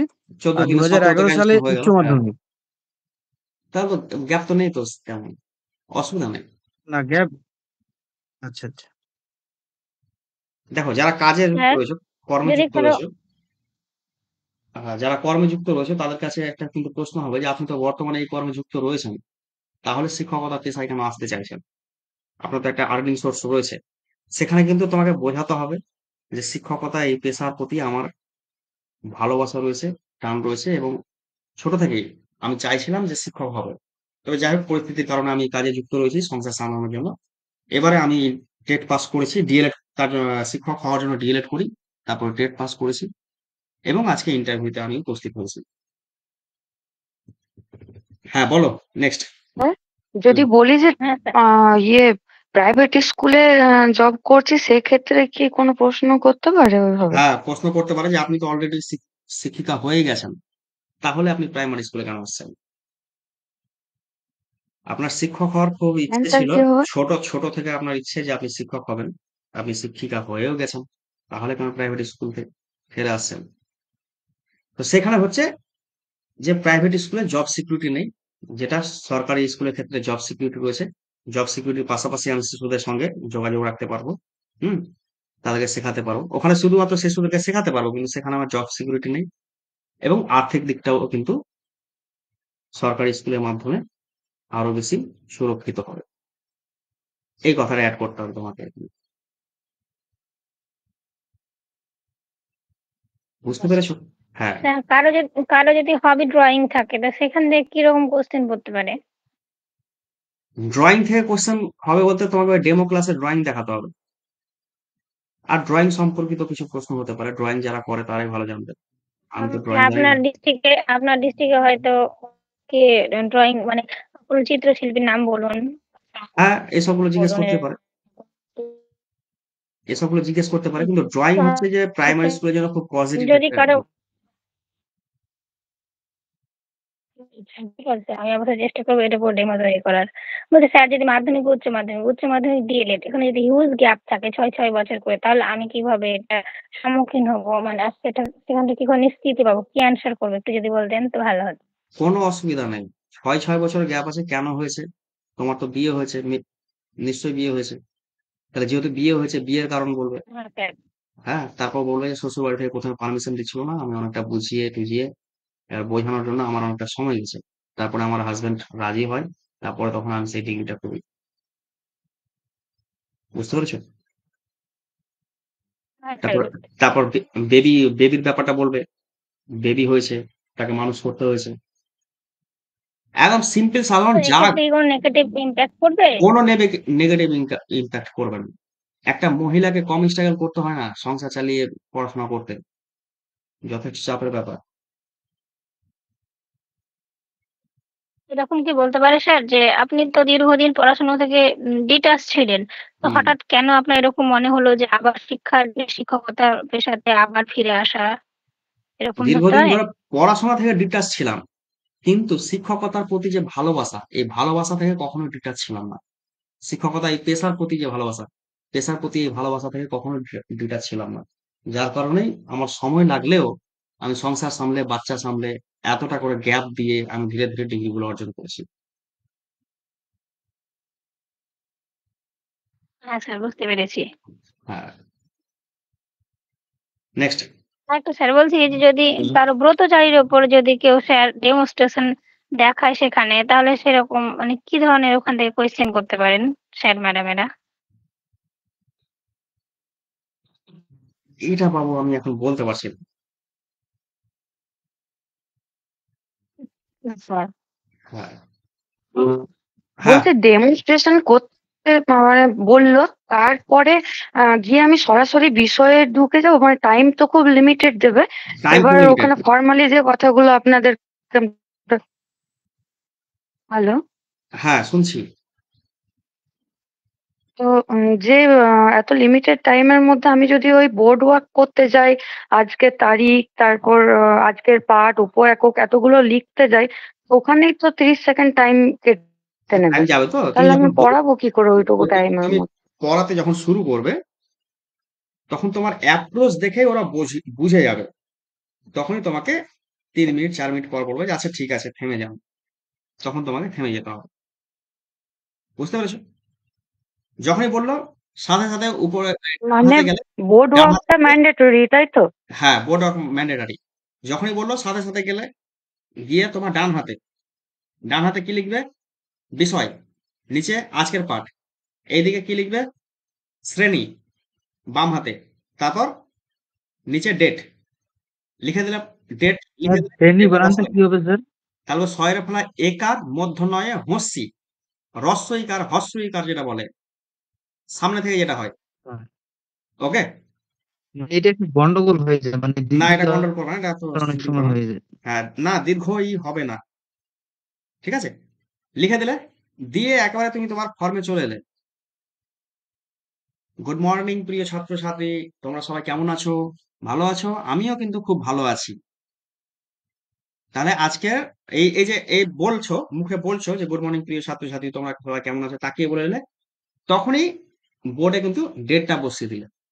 ডেটটা বসিয়ে তখন তোমাকে চলে আসতে হবে কোথায়? তোমার সাবজেক্টের দিকে, তোমাকে যে টপিকটা পড়াতে বলেছে সেই টপিকের দিকে। টপিকের জন্য আগে পূর্ব পাঠের আলোচনা একটু করে নেবে, যে গতদিন আমরা কি জেনেছিলাম, দিয়ে তোমাকে যে টপিকটা দিয়েছে সেই টপিকটা বললে। আচ্ছা, তাহলে পরে আজকে দেখো এই গল্পটা, আজকে আমার সাথে এটা হয়েছে, বা রাস্তা আসার সময় এটা হয়েছে, যে কোনো একটা গল্প জুড়লে যে টপিকটা থাকবে তার উপরে দিয়ে ধীরে ধীরে ওই টপিকে গেলে, দিয়ে টপিকটা যখন প্রতিষ্ঠিত হয়ে গেল তখন আজকের পাঠটা লিখে দিলে যে আজকের পাঠ এইটা, দিয়ে তখন বলছো, ফিডব্যাক নিচ্ছ, বোর্ডে ছবি আঁকছো, ছবি এঁকে দেখাচ্ছ। এই করতে করতে দেখবে বলবে আচ্ছা ঠিক আছে থেমে যান, অ্যাপ্রোচটা এইভাবে করতে হবে। আর অ্যাপ্রোচ এমন ভাবে অভিনয়টা করবে, মানে তুমি ওখানে কিন্তু শিক্ষকের অভিনয় করছো, সোজা কথায়। সেটা কিন্তু শিক্ষক সুলভ যেন হয়। তুমি চাইলে পরে ওখানে মানে কি বলবো অঙ্গভঙ্গি করেও দেখাতে পারো, কিন্তু সেটা লিমিটে রাখবে। একেবারে যেগুলো ইউটিউবে বা তোমার ওই ফেসবুকে ভাইরাল হচ্ছে ওই ধরনের করতে যেও না। হ্যাঁ, মোটামুটি ভাবে একেবারে যে নাচ করে দিলে, নাচ করে দেখিয়ে দিলে পুরোটা। আমার মনে হয় না যে পুরোপুরি নাচ-ফাচ করে দেখানো ঠিক হবে ওখানে। আমার মনে হয় যতটা পারা যায় শিক্ষক আর ছাত্রছাত্রী এদের মধ্যে কানেক্ট হয়ে যেভাবে করানো যায় সেভাবে করাবে। আমি ডেমো দিয়ে দেবো কয়েকটা, দেখিয়ে দেবো কয়েকবার এবং তোমাদের কাছ থেকেও নেবো। তোমরা তোমাদের সহপাঠীদের কাছেও দেখবে, দিয়ে ঠিক হয়ে যাবে ওটা। এবং একটা ক্লাসে কোশ্চেন ছিল ক্লাসের মধ্যে একটা মানে একটা একটা ফিডব্যাক কিন্তু রাখতে হবে, হ্যাঁ? শেষে কিন্তু থাকবে ফিডব্যাক। ছেলেপুলে বুঝতে পারলো কিনা তার একটা ফিডব্যাক থাকবে। হ্যাঁ, বলো এবার। স্যার বলছিলাম যে ধরুন মানে ইন্টারভিউরা আমাকে একটা টপিক দিয়ে দিল। হ্যাঁ, এবার ওই হ্যাঁ, টপিকটা এরকম একটা টপিক বলল যেটা আমার মানে মানে জানি জিনিসটা কিন্তু সেভাবে মানে ওইভাবে তৈরি হয়ে আসেনি। হ্যাঁ, তো হ্যাঁ। মানে কি আমাকে কি অন্য মানে মানে এটা কি বলা ঠিক হবে যে অন্য টপিকের জন্য বা আমি এই টপিক পড়া নাকি ওই স্যারেরা যেটা দিয়েছেন যতটুকু জানি অতটুকুই পড়া মানে পড়ানো ওই টপিকটাই মানে স্যারেরা যেটা দিয়েছেন। হ্যাঁ, স্যাররা যেটা দিয়েছে সেটাকেই চেষ্টা করবে। ওই সেম প্রসেস, সবগুলোই সেম প্রসেস। খালি একটা তোমাকে প্রাইমারি লেভেলে যে টপিক দিচ্ছে না, ফলে খুব একটা যে কঠিন টপিক হবে সেটা কিন্তু নয়। খুব সহজ টপিক হবে। তোমার সাবজেক্ট কি? কিন্তু কোন একটা কবিতা স্যার বলে দিল যে এই কবিতাটা বলো, হ্যাঁ, তখন তো স্যার খুব বাংলা মুশকিল যদি না থাকে। হ্যাঁ, কবিতা তো দেখে দেখে বলবে। বইটা নিয়ে নিবে। স্যার ওখানে কি বই দেবে? বই তো মনে হয় দেবে না। মানে বই যত সম্ভব বই থাকে। কিছু, কিছু ক্ষেত্রে থাকে, কিছু, কিছু ক্ষেত্রে থাকে না। এখন যেখানে ইন্টারভিউ হবে সেখানে কতটা যে থাকবে সেটা কিন্তু বলা খুব মুশকিল হয়ে যাচ্ছে। প্রত্যেকের যে ইন্টারভিউ স্যার অভিজ্ঞতা আলাদা, আলাদা হবে। কোথাও থাকবে, হ্যাঁ, কোথাও হয়তো ব্ল্যাকবোর্ডও নেই। তোমাকে ডাইরেক্টলি বলল যে আপনি পড়ান। বোর্ডই নেই। হুম। যেমন আমার যখন ইন্টারভিউ হয়েছিল, কিন্তু আমার যেখানে হয়েছিল ওখানে বোর্ডই ছিল না। বোর্ড ছিল না। কিন্তু ওই চক ছিল। অথচ বোর্ড নাই। তো ওইখানে করাতে হয়েছিল। স্যার ওটাই মানে মানে সবাই তো কিছু একটা টপিক গুলো আর কি রেডি করে যায় যে হুম, এইগুলো টপিক এইভাবে এইভাবে পড়াবে। কিন্তু হ্যাঁ, এরকম কিছু মানে মানে অন্য প্রসঙ্গ থেকে তুলে এনে একটা টপিক দিয়ে দিল। হ্যাঁ, হতেই পারে। মানে এটা তো ধারণার বাইরে হয়ে যাবে তখন না? ধারণা ওইটাই আর বাইরে কি হয়ে বললাম যাবে। আরকি। হ্যাঁ, হ্যাঁ, ধারণা বাইরে হয়ে যাবে। তখন তুমি শুরু করবে। আর যদি মনে হয় যে একেবারে এই টপিকটা আমার অজানা, তাহলে তুমি চেঞ্জ করার জন্য একটা রিকোয়েস্ট করতে পারো। তবে আমার মনে হয় না যে রিকোয়েস্ট করা ঠিক হবে। মানে আমার আ মতে বলছি এখন তোমার মতে কি মনে হয় এটা? চেঞ্জ করতে মানে যখনই ওইটাই বলবে একটু তখনই মানে কিন্তু দেরি দুর্বলতার দেরি জায়গা হবে হয়ে না? গেল।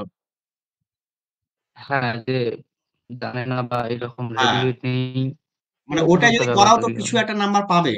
কিন্তু চেঞ্জ করাতে বললে ব্যাপারটা কেমন হয়ে গেল। হ্যাঁ, স্যার। তো এখন আপাতত ৬ টা ডেমো রেডি করো। প্রি প্রাইমারি 1, 2, 3, 4, 5 ৬ টা ডেমো। যারা সাবজেক্টে আছো যেমন ম্যাথমেটিক্স এ যদি কেউ থাকো তাহলে ৬ টা অঙ্কের ডেমো রেডি করো। ইংরেজি যারা আছো ৬ টা ইংরেজি ডেমো রেডি করো। বাংলা রেডি করো। কিন্তু যারা অন্যান্য সাবজেক্টে আছো যেমন দর্শন, তো দর্শনের ক্ষেত্রে কি হবে তোমাকে ইচ্ছে মতো বলবে আপনি ক্লাস 4 এর যেকোনো একটা টপিক পড়ান। হয়তো বলব। অথবা নির্দিষ্ট করে বলে দিতে পারে যে ইংরেজি বা বাংলা বা পরিবেশ। যেমন সায়েন্স ব্যাকগ্রাউন্ডে আছে ওদের ক্ষেত্রে পরিবেশটা বেশিরভাগ ক্ষেত্রে দেওয়ার সম্ভাবনা। তা বেশিরভাগ ক্ষেত্রে কি হয় যে ইচ্ছে মতো টপিক চুজ করতে দেয় নিজে থেকে। আর কিছু, কিছু ক্ষেত্রে বলে দেয়। এখন ২ টো কন্ডিশনে হতে পারে। এখন কার ভাগ্যে যে কোনটা পড়বে সেটা কিন্তু বলা খুব মুশকিল। ওটা বলা যাবে না। স্যার আপনি তো বললেন গ্র্যাজুয়েশন লেভেল থেকে সেরকম কোশ্চেন জিজ্ঞেস করে না।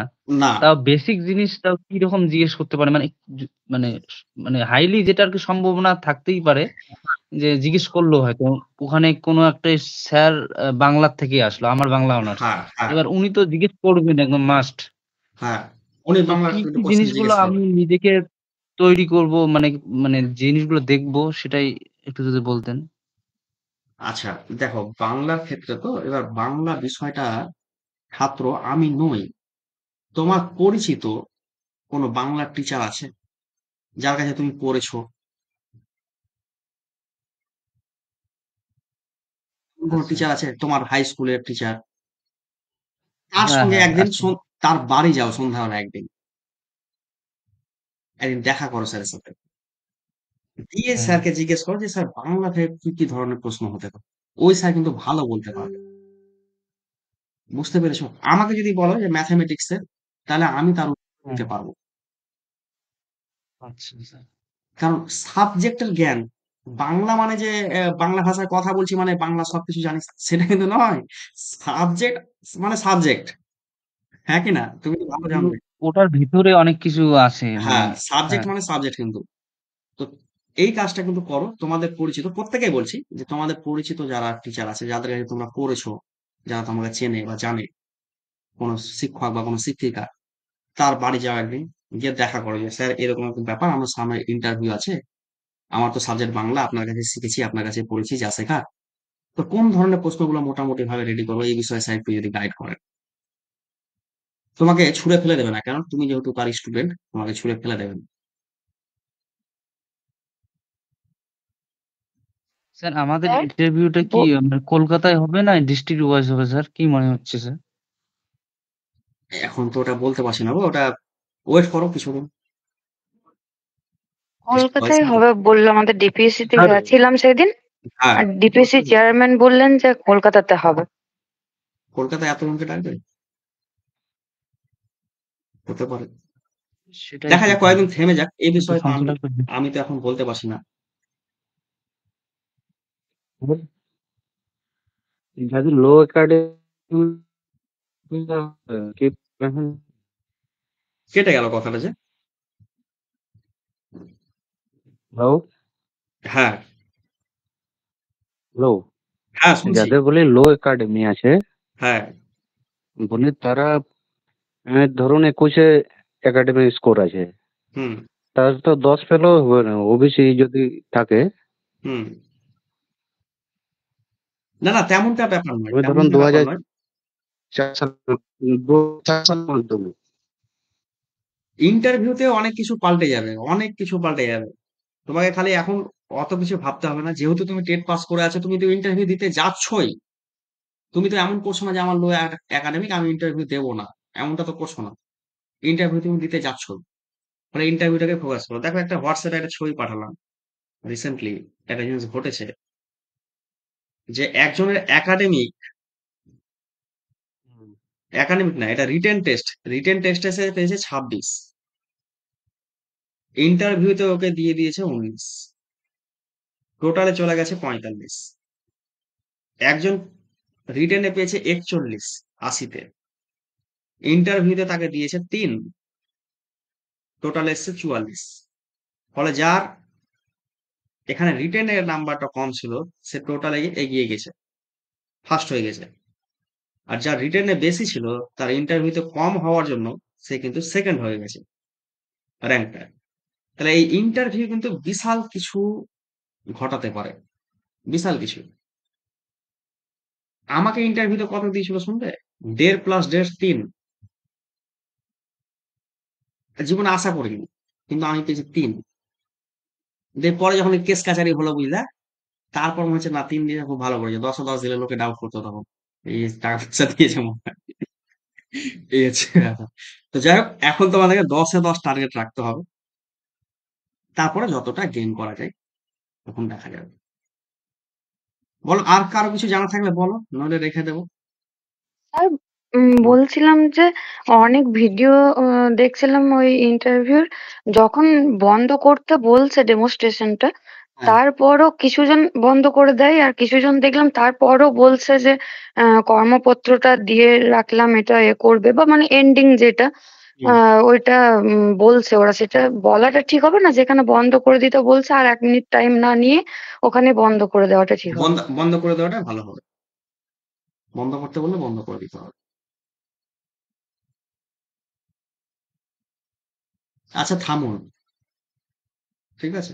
যখনই বলবে তখন বলে আচ্ছা ঠিক আছে তাহলে, আজকে থাকলো এতটুকুই, কেমন, বলে বন্ধ করে দাও।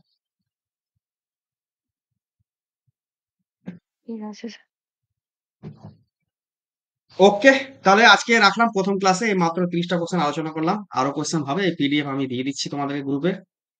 এবং আরো পিডিএফ সব রেডি করা আছে। আর ডেমো ক্লাসটা পরে শুরু হবে, এবং তারপরে আজকে এই ক্লাসে যেমন বললাম যে 60 জন করে জয়েন হবে, এরপরে শুরু করব যেটা সেটা হচ্ছে যে 10 জন করে। ওখানে কন্টিনিউ ক্লাস চলবে, তোমরা আসবে 10 মিনিট 15 মিনিট করে আলোচনা করবো এক একজনের সঙ্গে, বেরিয়ে যাবে, অন্যজন জয়েন করবে, বেরিয়ে যাবে। এইভাবে এটা কিন্তু ফর্ম ফিল আপটা শুরু হোক, তারপরে শুরু করবো এই বিষয়টা। হ্যাঁ, ঠিক আছে স্যার। আচ্ছা, তাহলে রাখলাম আজকে। শুভরাত্রি সকল।